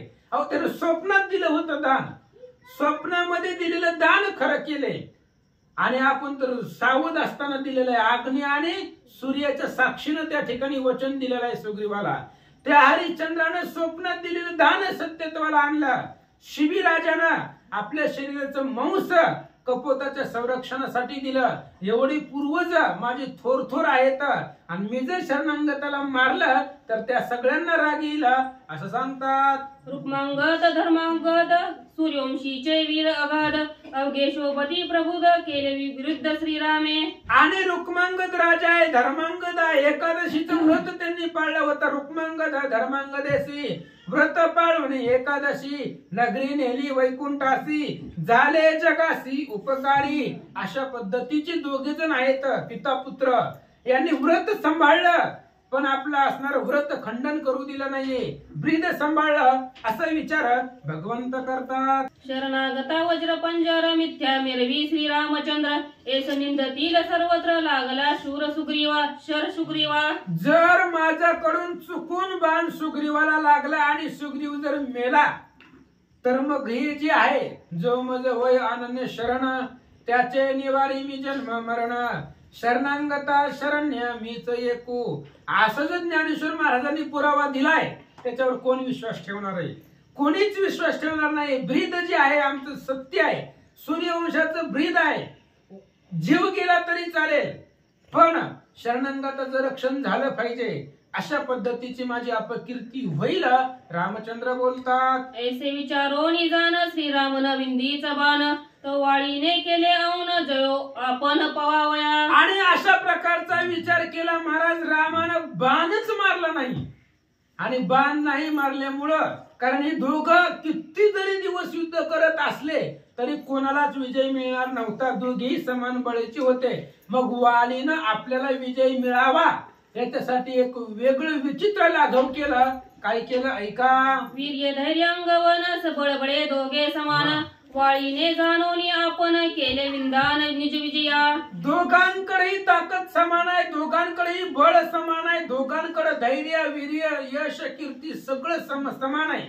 आणि आपण दोघं किती जरी दिवस युद्ध करत असलो तरी जिंकणार कुणीच नव्हतं. आणि आपल्याला विजय मिळावा यासाठी वालीने एक विचित्र विंदान केला. ऐका. सूरी नाटोपे निज बळे, वाळी सकळले युद्ध समेळे, मग दाखविले वरदमाळे जय काळे विजयार्थी. आणि वालीने विचार केला सुग्रीव आपल्याला ऐकत नाही, कारण वाली एवढं बळ सुग्रीवाकडे होता. सुग्रीव काय हलका नव्हता महाराज, बलवान होता. वालीने विचार केला आपल्याला सुग्रीव आता ऐकत नाही, जड चाललाय. मग आपलं शेवटचं शस्त्र म्हणजे माळा दाखवणं. माळ दाखवली की पुढचा विमुख होतो, त्याच्या अंगातली ताकद संपत्ती क्षीण होते. म्हणून आपल्याला विजय मिळण्यासाठी, सुग्रीवाचा पराजय होण्यासाठी वालीनं गळ्यातली माळ शर्टाच्या वर काढली, सुग्रीवाला दाखवले. युद्ध करिता वर्षानुवर्षी श्रम खेद नव्हे दोघांसी, वाली जाणोनी मानसी मग माळेसी प्रयोजी. वालीला माहिती होतं महाराज वर्षानुवर्ष जरी युद्ध केलं तरी दोघांपैकी कुणाचाही पराजय होणार नाही, कुणीही जिंकणार नाही. कारण दोघेही समान बळाचेही किती जरी दिवस युद्ध केलं तरी कुणीच एकमेकाला ऐकणार नाही. मग किती दिवस भांडणं करायची? आपल्याला विजय मिळावा यासाठी वालीनं आपली वरदमाळा सुग्रीवाच्या डोळ्याला दाखवले. होता वरदमाला दर्शन, सुग्रीव शक्ती झाली क्षीण, भोवंडी येऊनी पडे आपण मूर्छित पूर्ण मुखी. आणि मग ज्या वेळेस माळ दिसली सुग्रीवाला त्यावेळेस सुग्रीवाची ताकद संपली, क्षीण झाली. आणि सुग्रीव आकाशामध्ये अंतराळामध्ये युद्ध चालू होतं त्यावेळेस सुग्रीव मूर्छित खाली जमिनीवरती पडणार होता. काय झालं? रणी मूर्छित पडता पाहो, सुग्रीवे सांभाळीला आहो, पुढोनी ऋषभमुखी पाहो, पडे महाबाहो मूर्छित. लक्षात घ्या महाराज, युद्ध कौशल्य आहे. ज्या वेळेस माळा दाखवली त्यावेळेस ताकद संपली, पण सुग्रीव खाली पडणार होता वालीच्या समोर. आणि जर तिथं पडला असता तर वालीनं जीवच मारला असता. म्हणून सुग्रीवानं सांभाळलं, तिथं न पडता तसंच उड्डाण केलं. तिथं पडत असणार आपलं शरीर सावरलं, तसंच उड्डाण केलं आणि डायरेक्ट ऋष्यमुखावरती गेला. आणि त्याला माहित आहे तिथं वाली येणार नाही. जर वालीच्या पुढे पडलो असतो तर त्यानं मारून टाकलं असतं. म्हणून तिथं पडत असताना शरीर सांभाळलं, शरीराचं वजन सांभाळलं, उलट किराण मारलं आणि ऋष्यमुखावरती उड्डाण सुग्रीवानं केलं. करावया सुग्रीवाचा अंत, वाळी रिघोन शके ऋषभमुखांत, वाळीनी विजये गरजता व्यर्थ रघुनाथ सहाय्य केले. आणि त्यावेळेस ज्या वेळेस वालीला सुग्रीवाला माहिती होतं की वाली तिथे येणार नाही, मग असे सांगितलं मातंग ऋषीचा शाप होता. आणि शाप असल्यामुळं माणसाला सगळ्यात जास्त भीती म्हणजे मरणाची आहे. मरणाची खूप भीती वाटते महाराज. 10 वर्षाच्या लेकराला सांगायचं 100 वर्षांनी तो मरणार आहे, त्यांना आतापासून टेन्शन घ्यायचं का? मरणाची भीती प्रत्येकाला आहे. त्याच्यामुळं सुग्रीवाला माहिती होतं वाली तिथे येणार नाही, तिथे येऊन आपल्याला मारणार नाही. म्हणून त्यानं उड्डाण ऋषीमुखावरती केलं. आणि मग तो गेल्यानंतर वालीनं बोलायला सुरुवात केली, साह्य आणलंय कुणाला? वाचा आता पुढे. धरोनी श्रीरामाचे बळ, मदसी करू आलासी सळ, युद्धी केलासी विकळ, व्यर्थ तळमळ का करीसी. आणि वाली बोलू लागला सुग्रीवाला. तो निघून गेला, पण निघून गेला तरी बोलू लागला. अरे तू कोणाला आणलंय सोबतीला, कोणाचं बळ धरलंय? त्या रामाचा बळ धरून माझ्या बरोबर युद्धाला आला, असं तो बोलू लागला. मजसी करावया संग्राम, सम्मुख राहो न शके राम. सांडी श्री राज्याचा भ्रम, व्यर्थ श्रम करू नको. आणि वालीने सांगितलं, स्त्री राज्याचा भ्रम सोडून दे. तुला तुझं स्त्री भेटणार नाही, तुला तुझं राज्य भेटणार. राज्य तुझं नाही, माझंच आहे, तेही तुला भेटणार नाहीये. इथपर्यंत ठीक आहे, पण माझ्या बरोबर राम सुद्धा युद्ध करू शकत नाही, ही वालीने बोलला.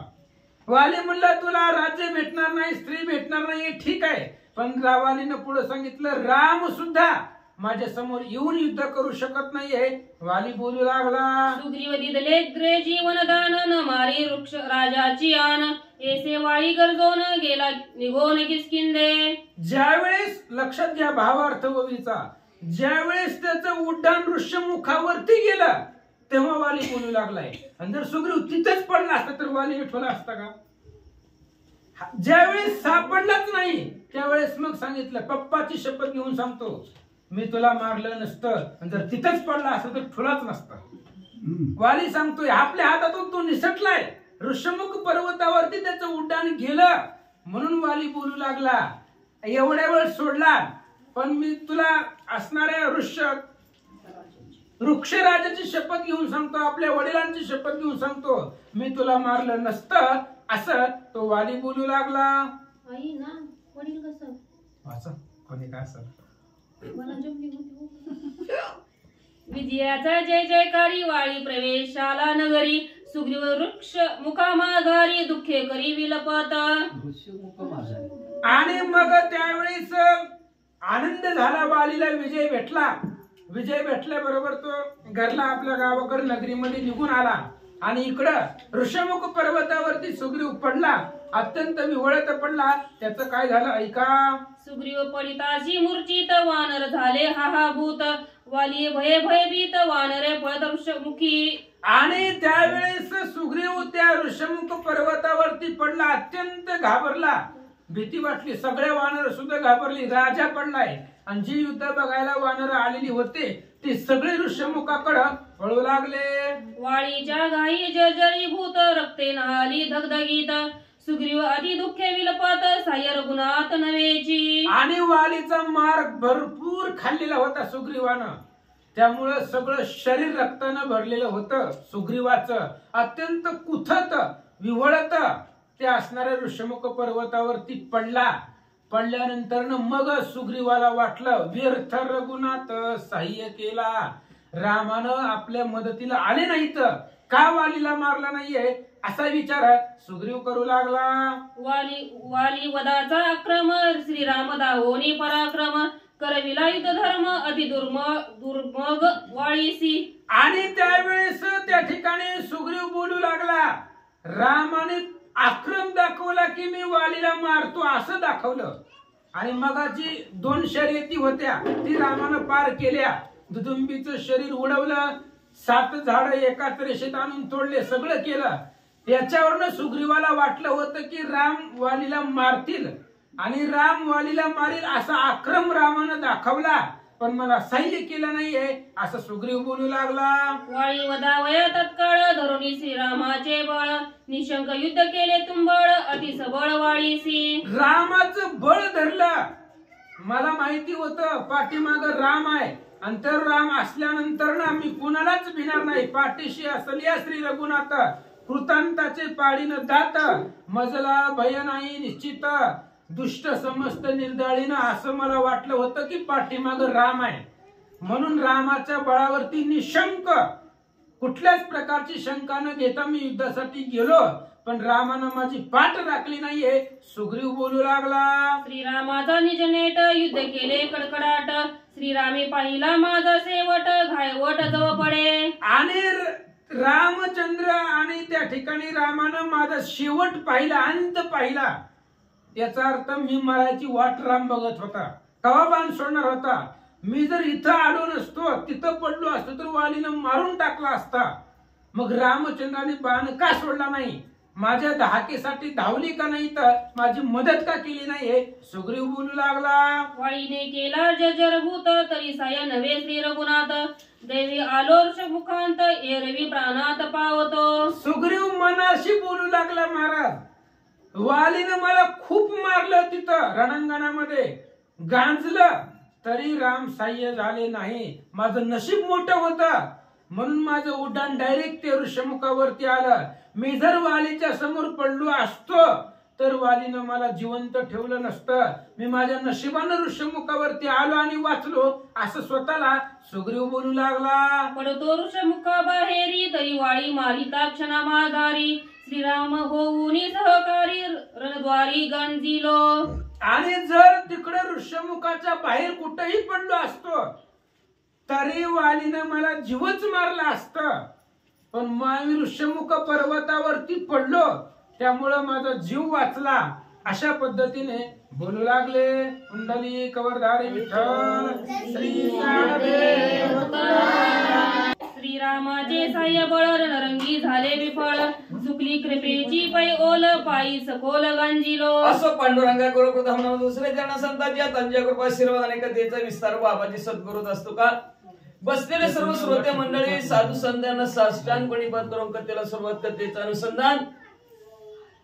सुग्रीव राजेमध्ये प्रभू रामचंद्राची मदत घेऊन रणांगणाच्या ठिकाणी उतरलो. पण आज जी काय कृपेचा वलावा होता सुकला, वलच निघून गेली. आता पिरून काय उपयोग आहे.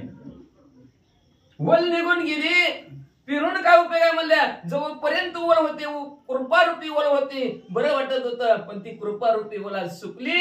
ज्याच्या भरवशावर आलं होतं त्यांनीच हात असणारा काढता घेतला. काय करू असणार मी म्हणले असणार सुग्रीव राजा आपलं असणारं दुःख व्यतीत करू लागले. पुढे काय म्हणतात. श्रीरामे हरविली जिजकांता तो काय मज साय होईल आता बरं आहे की. प्रथा बोलणे श्री रघुनाथा मज तत्वता मानले. खोट प्रभू रामचंद्र बोलतात हे मला आज कळलं. मला म्हणतात नुसतं लढ मी आहे कशाचं लढ मारायला लागलो म्हणले इथं. पुढे सुद्धा येणार प्रभू रामचंद्र. काय ती प्रभू रामचंद्र स्वतःची बायको सांभाळणं झालं नाही मला म्हणतात तुला मदत करतो. असं असतं का. असले प्रभू रामचंद्र असं नाव प्रभू रामचंद्राला दोष देऊ लागला म्हणजे नाव प्रभू रामचंद्राला ठेवू लागला असं सुग्रीव राजे बघा. हा जोपर्यंत अंगात आहे ताप तोपर्यंत मी अंगातला गेला ताप मी देवाच्या बापाचा बाप. अशा प्रकारची असणारी अवस्था सुग्रीवराजाची आहे. जोपर्यंत ताप होता तोवर देव देव देव देव देव आणि ताप निघून गेला की देवाचा बाप म्हणा लागला. अशी अवस्था झाली वाचा. श्रीराम सत्य सर्वज्ञ राज्य त्या जोनी आलावना तोही माझ्या संरक्षणा मिथ्य प्रतिज्ञा होऊनी ठेला. असणारे प्रभू रामचंद्र म्हणले असणारे तिथले आपली सत्य प्रतिज्ञा करण्यासाठी भावाबरोबर असणारा 14 वर्ष वनवास करण्यासाठी अरण्यात आले. ती प्रतिज्ञा खरी केली. पण माझी प्रतिज्ञा माझं संरक्षण करतो वाळीला मारतो ही जी काय प्रतिज्ञा आहे ती आज खोटी करून टाकली.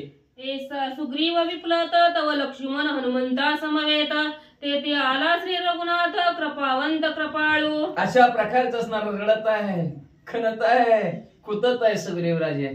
तेवढ्या तिथं असणाऱ्या लक्ष्मणजीने हनुमंतरायला बोलवलं आणि कृपळ असणाऱ्या प्रभू रामचंद्राच्या जवळ गेले आणि प्रभू रामचंद्राला काय म्हणतात ऐका. मुखे सांगे श्री रघुनाथ वाळीसी पाचारी युद्धार्थ दृष्टी पडितासी करीन घात तुझा कर्तार्थ साधीन. कनक कुतत प्रभू रामचंद्राच्या समोर आणलं. बघा किती लागले. सुग्रीवराजा हा करायला लागला. मग प्रभू रामचंद्र म्हणले बरं बरं बरं बरं असू दे म्हणले. मला कळलं नाही रे नेमकं तुमचं कोण आहे का. आपल्या भाषेत सांग हुबेहूब एक सारखे तीळ मात्र दोघात फरक नव्हता. उंचीला सारखेच बोलायला सारखेच दिसायला सारखेच हात पाय सगळं सारखं होतं. त्याच्यामुळे प्रभू रामचंद्राला सुद्धा ओळख आलं नाही वाळी कुठला सुग्री कुठला. चुकून जर बाण सुग्रीवलाच लागला तर खोटं होईल की आपलं बोलणं. तुझं संरक्षण करतो मला शरण आलेला आहे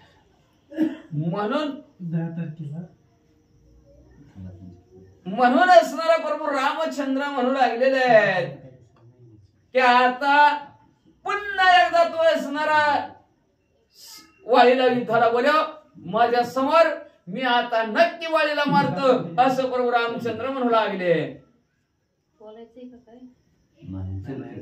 ऐसे बोलोनी आपण वाळी वाळीसी मजला विलेरण गाई माझा निघता प्राण साह्य संपूर्ण नव्हेची. काय सांगितलं बोलव म्हणलं माझ्या समोर म्हणले माझ्या समोर युद्ध खेळा.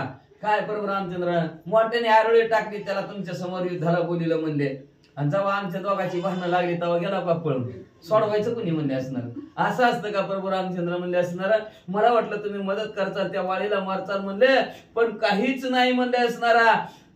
बरं झालं कानावून गेलं नाहीतर मेलच असतो प्रभू रामचंद्र तुमच्या भरवशावर येऊन. आता येऊन येथ काय साधिता कार्यार्थ वाळी गेला नगरात निज विजयार्थ साधोनी. आता आला म्हणले मग वराती मागून गोड म्हणले असणार.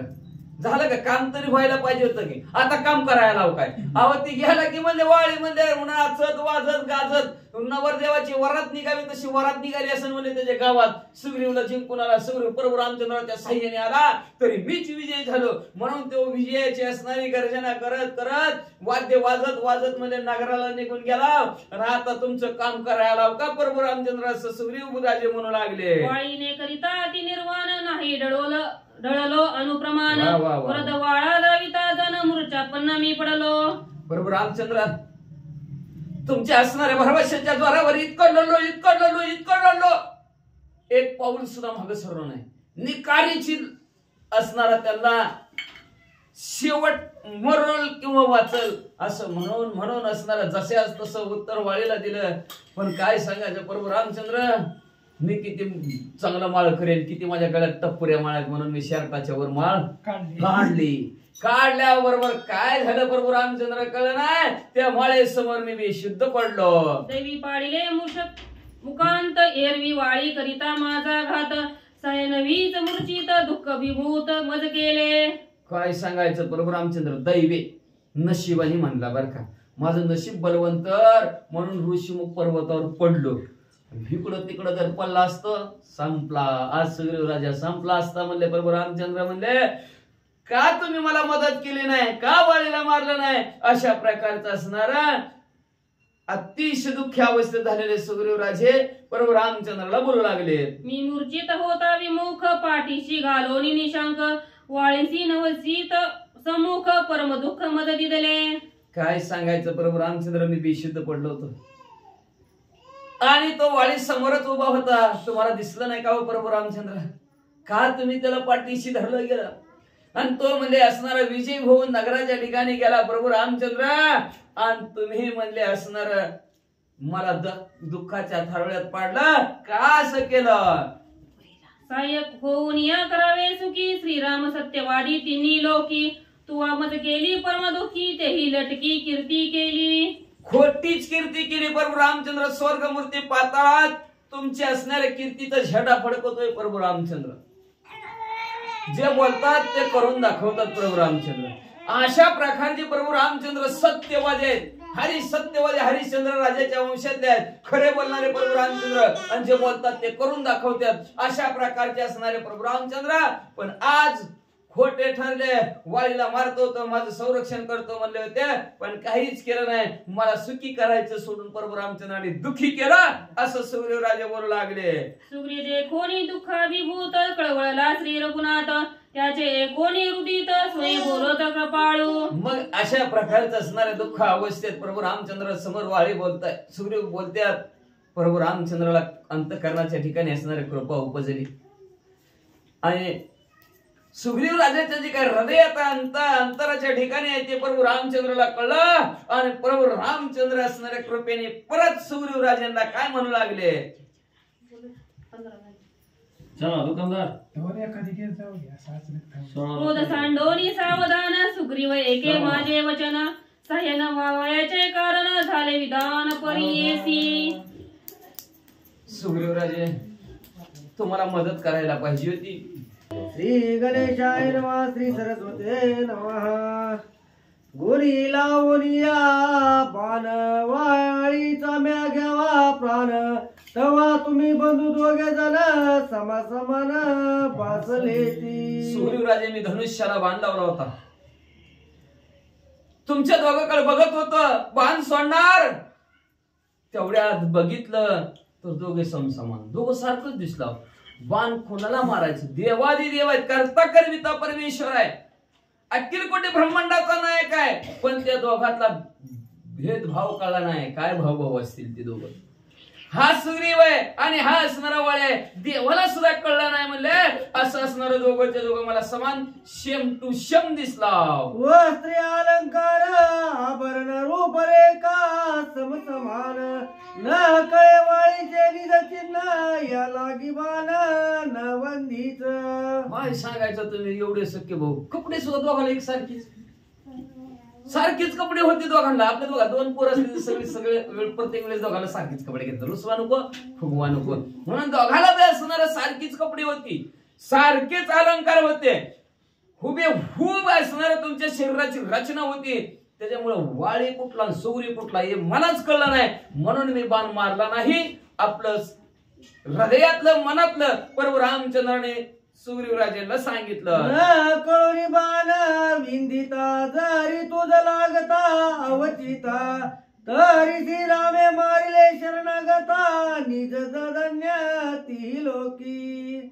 ऐका सुग्रीवराजे, यदा कदाचित मी बाण सोडला असता आणि चुकून तुम्हालाच लागला असता सुग्रीवराजे तर माझी स्वर्गमूर्ती पाताळ तिन्ही जगातात अपकीर्ती झाली असती.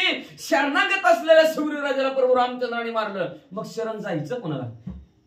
शरण जाय पंढरी जाय. मग शरण जायचं कोणाला? महाराज वाचा.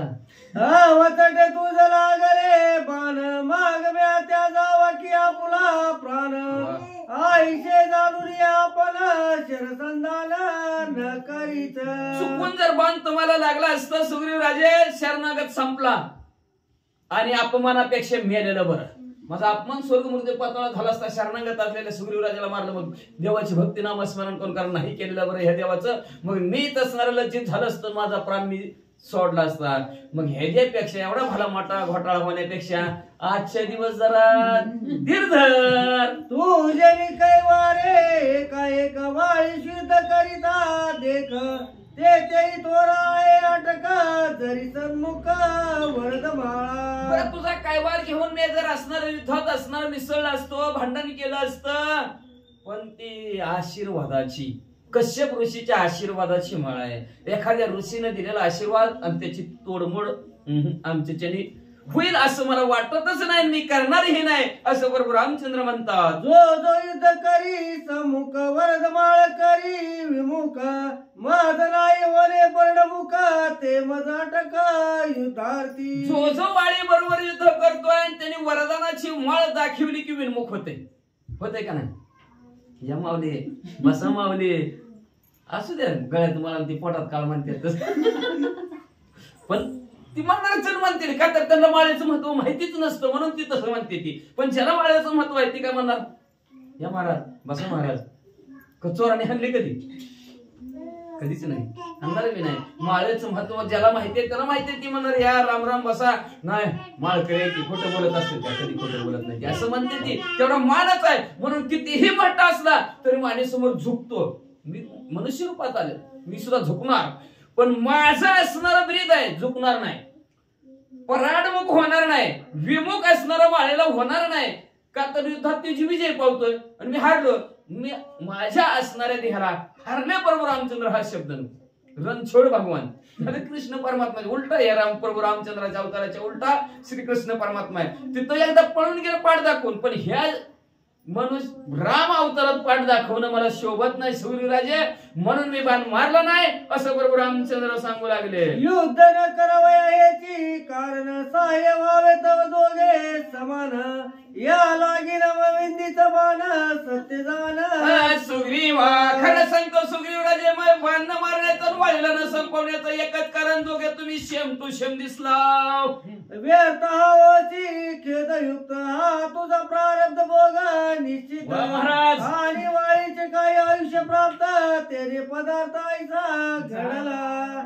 कशामुळे घडलं असं? प्रारब्ध कोणाशी टळे ना ऐशी प्रारब्धाची देन झालं कृष्ण सह्य पांडवाशी ते भोगिती नसतो चर्यसी. प्रारब्ध कोणाला टळत नाही. प्रारब्धाची वाडे मानन प्रारब्धाची वाडे धन. प्रारब्धात असलं तर धन कसंही कुठंही मिळतं आणि प्रारब्धात असलं तर मान मिळतं. नाहीतर प्रारब्धात नसलं सोंग भाकरीचं गटूळ असते. आता खाऊ मग खाऊ खाणंच होत नाही. ह्याला म्हणायचं प्रारब्ध. तसं म्हणले असणारं त्याचं प्रारब्ध बलवंतर होत आज वाळीचं, आणि त्याचं आयुष्य बी थोडं शिल्लक होतं. लक्षात ठेवा, कितीही कुणी मारण्याचा प्रयत्न करू द्या, पण कुठंही मरण मानू द्या, अजिबात मरणार नाही. पण फिक्स जागा आणि फिक्स वेळ मेल्याशिवाय राहतच नाही. ज्या दिवशी जन्मलेलो आहे त्या दिवशी तारीख लिहिलेली असते, आपली ठिकाण सुद्धा लिहिलेलं असतं. ह्या ठिकाणी ह्या दिवशी तू मरणार, फक्त डिक्लेअर केलेलं नसतं बरं का. नाहीतर डिक्लेअर केलं की अवघड परिस्थिती आहे का नाही. मग असे सांगितलं महाराजांनी, मरण शब्द न साहते. मरण शब्द सुद्धा 10 वर्षाच्या लेकराला म्हणा किंवा म्हातारीला म्हणा, मरण मंच म्हणलं की त्याला शब्द सहन होतच नाही. तशा प्रकारे प्रभू रामचंद्र म्हणले असणार त्याचं प्रारब्ध बळवंत होतं. प्रारब्ध म्हणजे पुण्य, आणि पुण्य आपण म्हणतो नाही का, पापाची पाहिली भाल्याशी मग सहज म्हणते ते लय पाप केलं म्हणतो नाही म्हणतात का. पण प्रारब्ध त्याचा शास्त्रोक्त असणारा शास्त्रोक्त शब्द प्रारब्ध म्हणतात. पाप पुण्य संचित त्याला प्रारब्ध म्हणतात. मग असं त्याचं प्रारब्धात होतं की त्याचं अजून आयुष्य सारलेलं नव्हतं. का तर आयुष्य सारल्याशी कोणाचं कसं आयुष्य, कोणाचं मागच्या जन्माच्या त्याच्यावर अवलंबून. तसं म्हणले ह्याचं आयुष्य शिल्लक होतं. म्हणून आज वाळी वाचला. प्रभू रामचंद्र म्हणले चतुर्थी आहे, गणपती बाप्पा कशाला विघ्न म्हणले चांगल्या कार्याला बघू द्या. घ्या वाळीचा प्राण, आता मी घेतो धनुष्य बाण, माझा मारिता लगे क्षण, युद्ध क्रमण करी वाळीशी. आत्ताच्या आता धनुष्याला बाण लावतो ना, आत्ताच्या आता वाळीला संपवतो.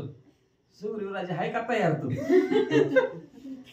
आता अवघड जातात मरस्तर मार खाल्ला लगेच अजून ती हळद काय लावलं, हळद नाही म्हणायचं अंगा ती काहीतरी मलम पिलम काहीतरी लावलं असं. जाऊ दे आता, तेव्हा हळदच लावली होती म्हणले, अजून हळदीचं वन सुद्धा अंगाचे गेले नाहीत म्हणले, जखमा सुद्धा असून तितके झाले नाहीत. तोवरच तयार हाव का म्हणतात. आता सुग्रीवराजे काय म्हणतात ऐका. सुग्रीव म्हणे नाही शक्ती केवळी मी पाचारू युद्धार्थी, कृपेने आलिंगी श्री रघुपती, अमृत हस्ती स्पर्शिला. प्रभू रामचंद्र अँब्युलन्स सुद्धा आली नाही, कोणी उचलून दवाखान्यापर्यंत सुद्धा पोच केलं नाही. प्रभू रामचंद्र म्हणले असू दे मग सारखं असता पाठीरा काही तर आता लोक मी आहे की म्हणले असणार. कृपा कटाक्षी नेहरेले आपल्यापदी बैसवले बाप रुक्मादेवीवर भक्ता दिले वरदान. फक्त प्रभू रामचंद्राने मला ताकद नाही. सुग्रीवराजे म्हणले आपल्याला ताकद नाही, सलाईन लावावं लागेल. प्रभू रामचंद्र म्हणले काळजीच करू नको, असं सलाईन लावतो, असं सलाईन लावतो. उठून पळतच गेला पाहिजे घरी तो. का तर दुःख सहन होत नाही ना. सर्दी खोकला वर्षाने 6 महिने आला तर डॉक्टरला मध्ये असं इंजेक्शन करा ना, अशी गोळी द्या, एका दिवसात आराम मिळाला पाहिजे. तसं सुग्रीवराजाला कुठे एक दिवस दुःख झालं तरी देवाला म्हणायला लागला, देवा काहीतरी पटकन होईल, नीट बघा मी असं कार्य कर. असं म्हणल्याबरोबर प्रभू रामचंद्रांनी आपला कृपारूपी हात सुग्रीवराजाच्या पाठीवर अंगावर फिरवला. सुग्रीवराजाला 10 पट किती पट शक्ती आली वाचा. आलिंगन निशे जाण तिथली निर्द शक्ती संपूर्ण, पहिल्यापेक्षा सद्गुण अंगवाला सुग्रीवराजा. आलिंगनाचं असणारं निमित्त प्रभू रामचंद्रांनी केलं तर आलिंगन घडे मोक्ष सायुज येतात थोडे. ह्या हृदयातलं त्या हृदयात मंत्राचं कैकेयीच्या अंगात गेलं, मंत्र रामायण घडलं. तसं प्रभू रामचंद्राची ताकद आलिंगन दिल्याबरोबर सगळी सुग्रीवराजाच्या अंगात गेली, आणि अंगात गेल्याबरोबर हजारो पटीने असणारी ताकद सुग्रीवराजाच्या अंगात आली. आणि त्या ताकदीने आता सुग्रीवराजे काय करू लागले. सुग्रीव पाये सावधान अंगिन देख गाय नावन, पुरती बाणली अंगवला वाळी शिरना करावया. म्हणले असणाऱ्या सुग्रीवराजाने आपल्या असणाऱ्या अंगाकडे बघितलं तर असणार एक वन सुद्धा कुठं दिसलं नाही, खरचटलंय असं सुद्धा काही वाटलं नाही. काय ताकद असेल प्रभू रामचंद्राच्या हातामध्ये. कुठला मलम लावला आणि कुठलं इंजेक्शन कुठलं सांग, नुसतं अमृत रूपी असणार हात असणारा स्पर्श अंगावर केल्याबरोबर एवढी ताकद आली. ताकदीच्या जोरावर प्रभू रामचंद्राला म्हणले आत्ताच्या आत्ता मी वाळी बरोबर युद्ध करतो. सुग्रीव उठे ते काळी प्रतापे बोले श्रीराम जवळी, आजी मी लोळवून वाळी रन कलळी विचारुनी. लगेच असणारा उठला ताट दिशी उभा राहिला आणि प्रभू रामचंद्राला म्हणला आजच्या आज वाळी बरोबर युद्ध करतो आणि त्याला धुळीत मिसळवतो. आईशे बोलून श्रीरामा जवळी वेगे उठला तत्काळी, युद्ध करावया बाई उडे अंबरी. अशा प्रकारे प्रभू रामचंद्राला बोलल्याने ताट दिशी उठ्ठान आकाश मार्गाने वाळीच्या असणाऱ्या किष्किंधा नगराकडे मारलं. श्रीरामे पाचुरुनी त्या श्रीरा समरूपात वासी युद्ध ओळखाच्या सुग्रीवासी घालवी त्या बरोबर रामचंद्र म्हणला, सुग्रीव इकडे इकडे इकडे इकडे इकडे. उतावळा नवरा पोटग्याला पासिंग म्हणले, लगेच निघाला का ताकद आली की. थांब जरा म्हणले, अरे बाबा तुम्ही दोघं अजून परत युद्ध करताल, परत मला ओळखायचं नाही वाळी कुठला आणि सुग्रीव कुठला. त्याच्यासाठी म्हणजे जाता जाता तुला एक असणारे माझ्या आशीर्वादाचे असणारे गजमाळा देतो, ते असणारे घालून जा रे बाबा. गज कमळमाळा सुलक्षण श्रीराम निर्मोनिया आपण सुग्रीव कंठी घातली संपूर्ण ओळख रणरंगी रणांगणाच्या ठिकाणी या युद्धात असणाऱ्या वालीच्या आणि सुग्रीव राजाच्या भांडणामध्ये सुग्रीव कुठला हे ओळखण्यासाठी प्रभू रामचंद्र गजांत लक्ष्मी जय प्राप्त व्हावा म्हणून ती गजांत लक्ष्मी असते का नाही, हत्ती समबाजून असते ती लक्ष्मी, तिला गजांत लक्ष्मी म्हणतात. अशी गजांत लक्ष्मी रूपी कमळाची माळ स्वतः प्रभू रामचंद्राने निर्माण केली. कमळाची माळ सुग्रीव राजाच्या गळ्यात घातली, त्याच्यावर लक्ष्मणजीने काय केलं तर वाचा. तांज लक्ष्मी या वयासी गज कमळमाळी घातली त्याची त्याची ओळख ऋणभूमीची वाली वद्यासी मुख्य मूळ. मुख्य मूळ वाळी वधायला काय असेल तर गजांत लक्ष्मी.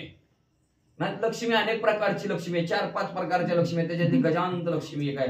ती गजांत लक्ष्मी असते की यश प्राप्त साधकाला होतं, यश सुग्रीव राजाला यावं आणि आपल्याला ह्या दोघांच्या भांडणामध्ये वाळी कुठला आहे सुग्रीव कुठला आहे हे ओळखू येण्यासाठी बरोबर रामचंद्राने म्हणजे असणारे ती गजांत लक्ष्मीची माळ सुग्रीव राजाच्या गळ्यामध्ये घातली. श्रीरामाज्ञाती समर्थ माल तुट युद्ध अंत लागता विराचे अपघात भागंतीत रामबाळा. भगवंती तिचा कधी भंगच होणार तुटणारी अशी प्रभू रामचंद्राची माळ असणारी राम नामाची माळ आहे म्हणजे असणार, कधीच तुटणार नाही, फुटणार नाही, तुटणार नाही, संपणार नाही. का तर प्रभू रामचंद्राची आज्ञा आहे त्या माळेला, त्या आज्ञेमुळे असणाऱ्या त्या माळेला काहीच होणार नाही. अशी माळ सुग्रीव राजांच्या गळ्यात घातलेली आहे. आणि पुढं लक्ष्मण विनानी महाबळी कमळांच्या अष्टदळी सहबायलील्या नामावळी आतुर बळी तेने झाला. आतुर बळी त्याच्या बळाचं वर्णनच करतात ना, असं आतुर बळी सुग्रीव राजा झाले का.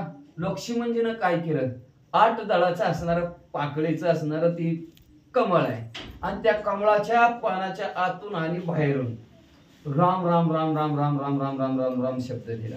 म्हणजे ह्याची ताकद एवढी वाढली राम नामाच्या जोरावर, आतून बिन बाहेर बिन असणार राम राम राम राम शब्द आणि त्या राम नामाच्या जोरावर शिमाळ घातली, त्याच्यामुळे अतिशय बळ ताकद सुग्रीव राजांना आलं. गुणे विननी कमळा निर्गुण गुंती गुंपिली माळा गालिता सुग्रीवांच्या गळा कळी काळा नावरे. कळी काळाला सुद्धा नाव आवरत नाही का, कळी काळावरी घातली का सर एक एकाहुनी बळी रे, एक एकापेक्षा बळी अशा प्रकारची असणारी अवस्था सुग्रीव राजाची झाली. अतिशय ताकद आली.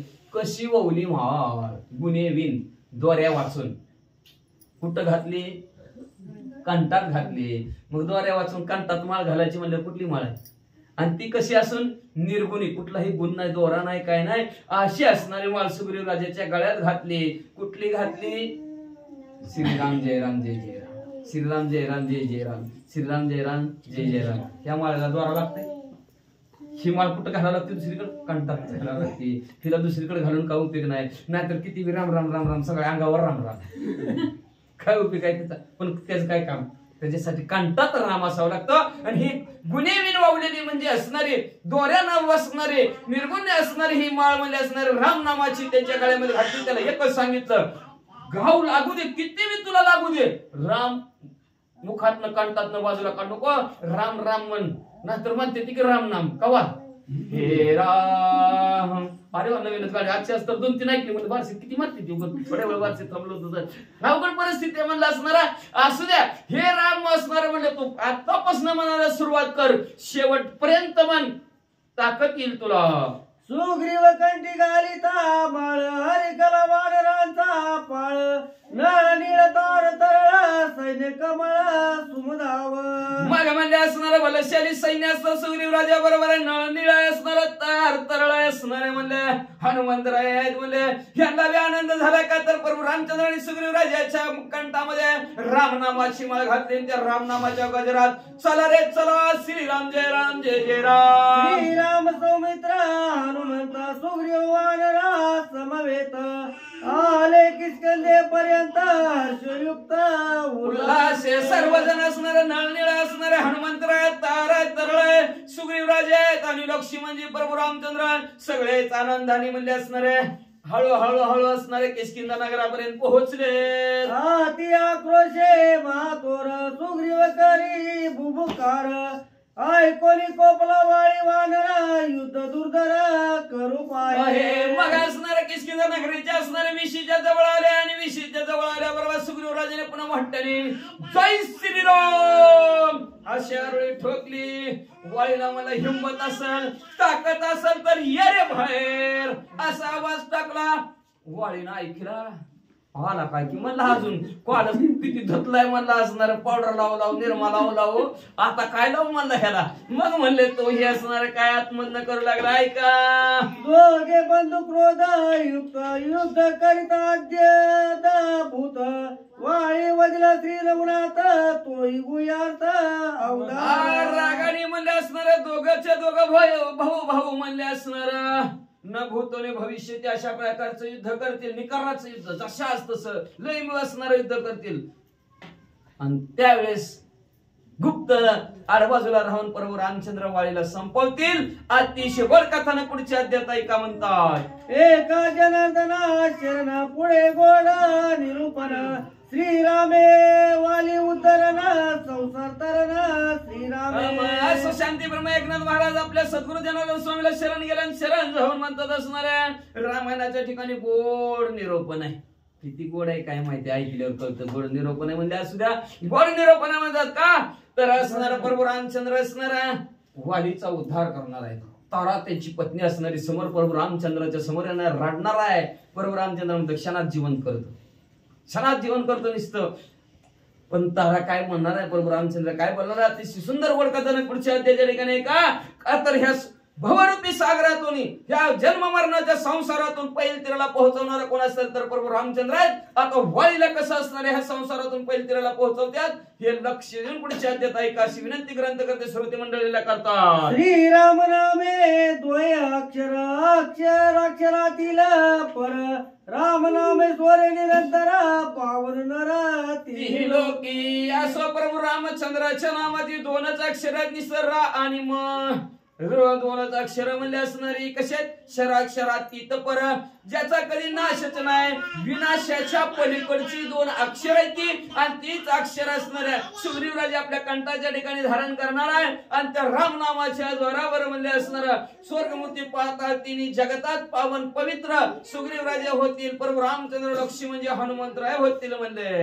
राम नाम पडता एक एक तोही ती लोकी अलौकिक एका जनार्दनी होती एक नित्य निष्कंठ श्रीराम. असं म्हणजे अशा प्रकारचे प्रभू रामचंद्र कसे आहेत म्हणजे निस्तर राम घेतलं तरी स्वर्गमूर्ती पातळात तो साधक वंदनीय होतो म्हणजे असणार त्याची लौकिकच करता येत नाही अशी कीर्ती स्वर्गमूर्ती पातळात पसरली जाते म्हणजे. म्हणून असणारे शांती ब्रह्म एकनाथ महाराज आपल्या सद्गुरु जनार्दन स्वामीला शरण जाऊन सांगतात की प्रभू रामचंद्र निष्कलंक आहेत. कुठलाही कलंक प्रभू रामचंद्राला नाही. मारतील कसं मारतील काय मारतील का वाढून मारतील का समोरून मारतील उद्या जाते का तर कश्यप ऋषीची एका असणाऱ्या महान ऋषीवर याची माळ त्याच्या गळ्यात आहे त्याच्या माळ्याच्या समोर नको.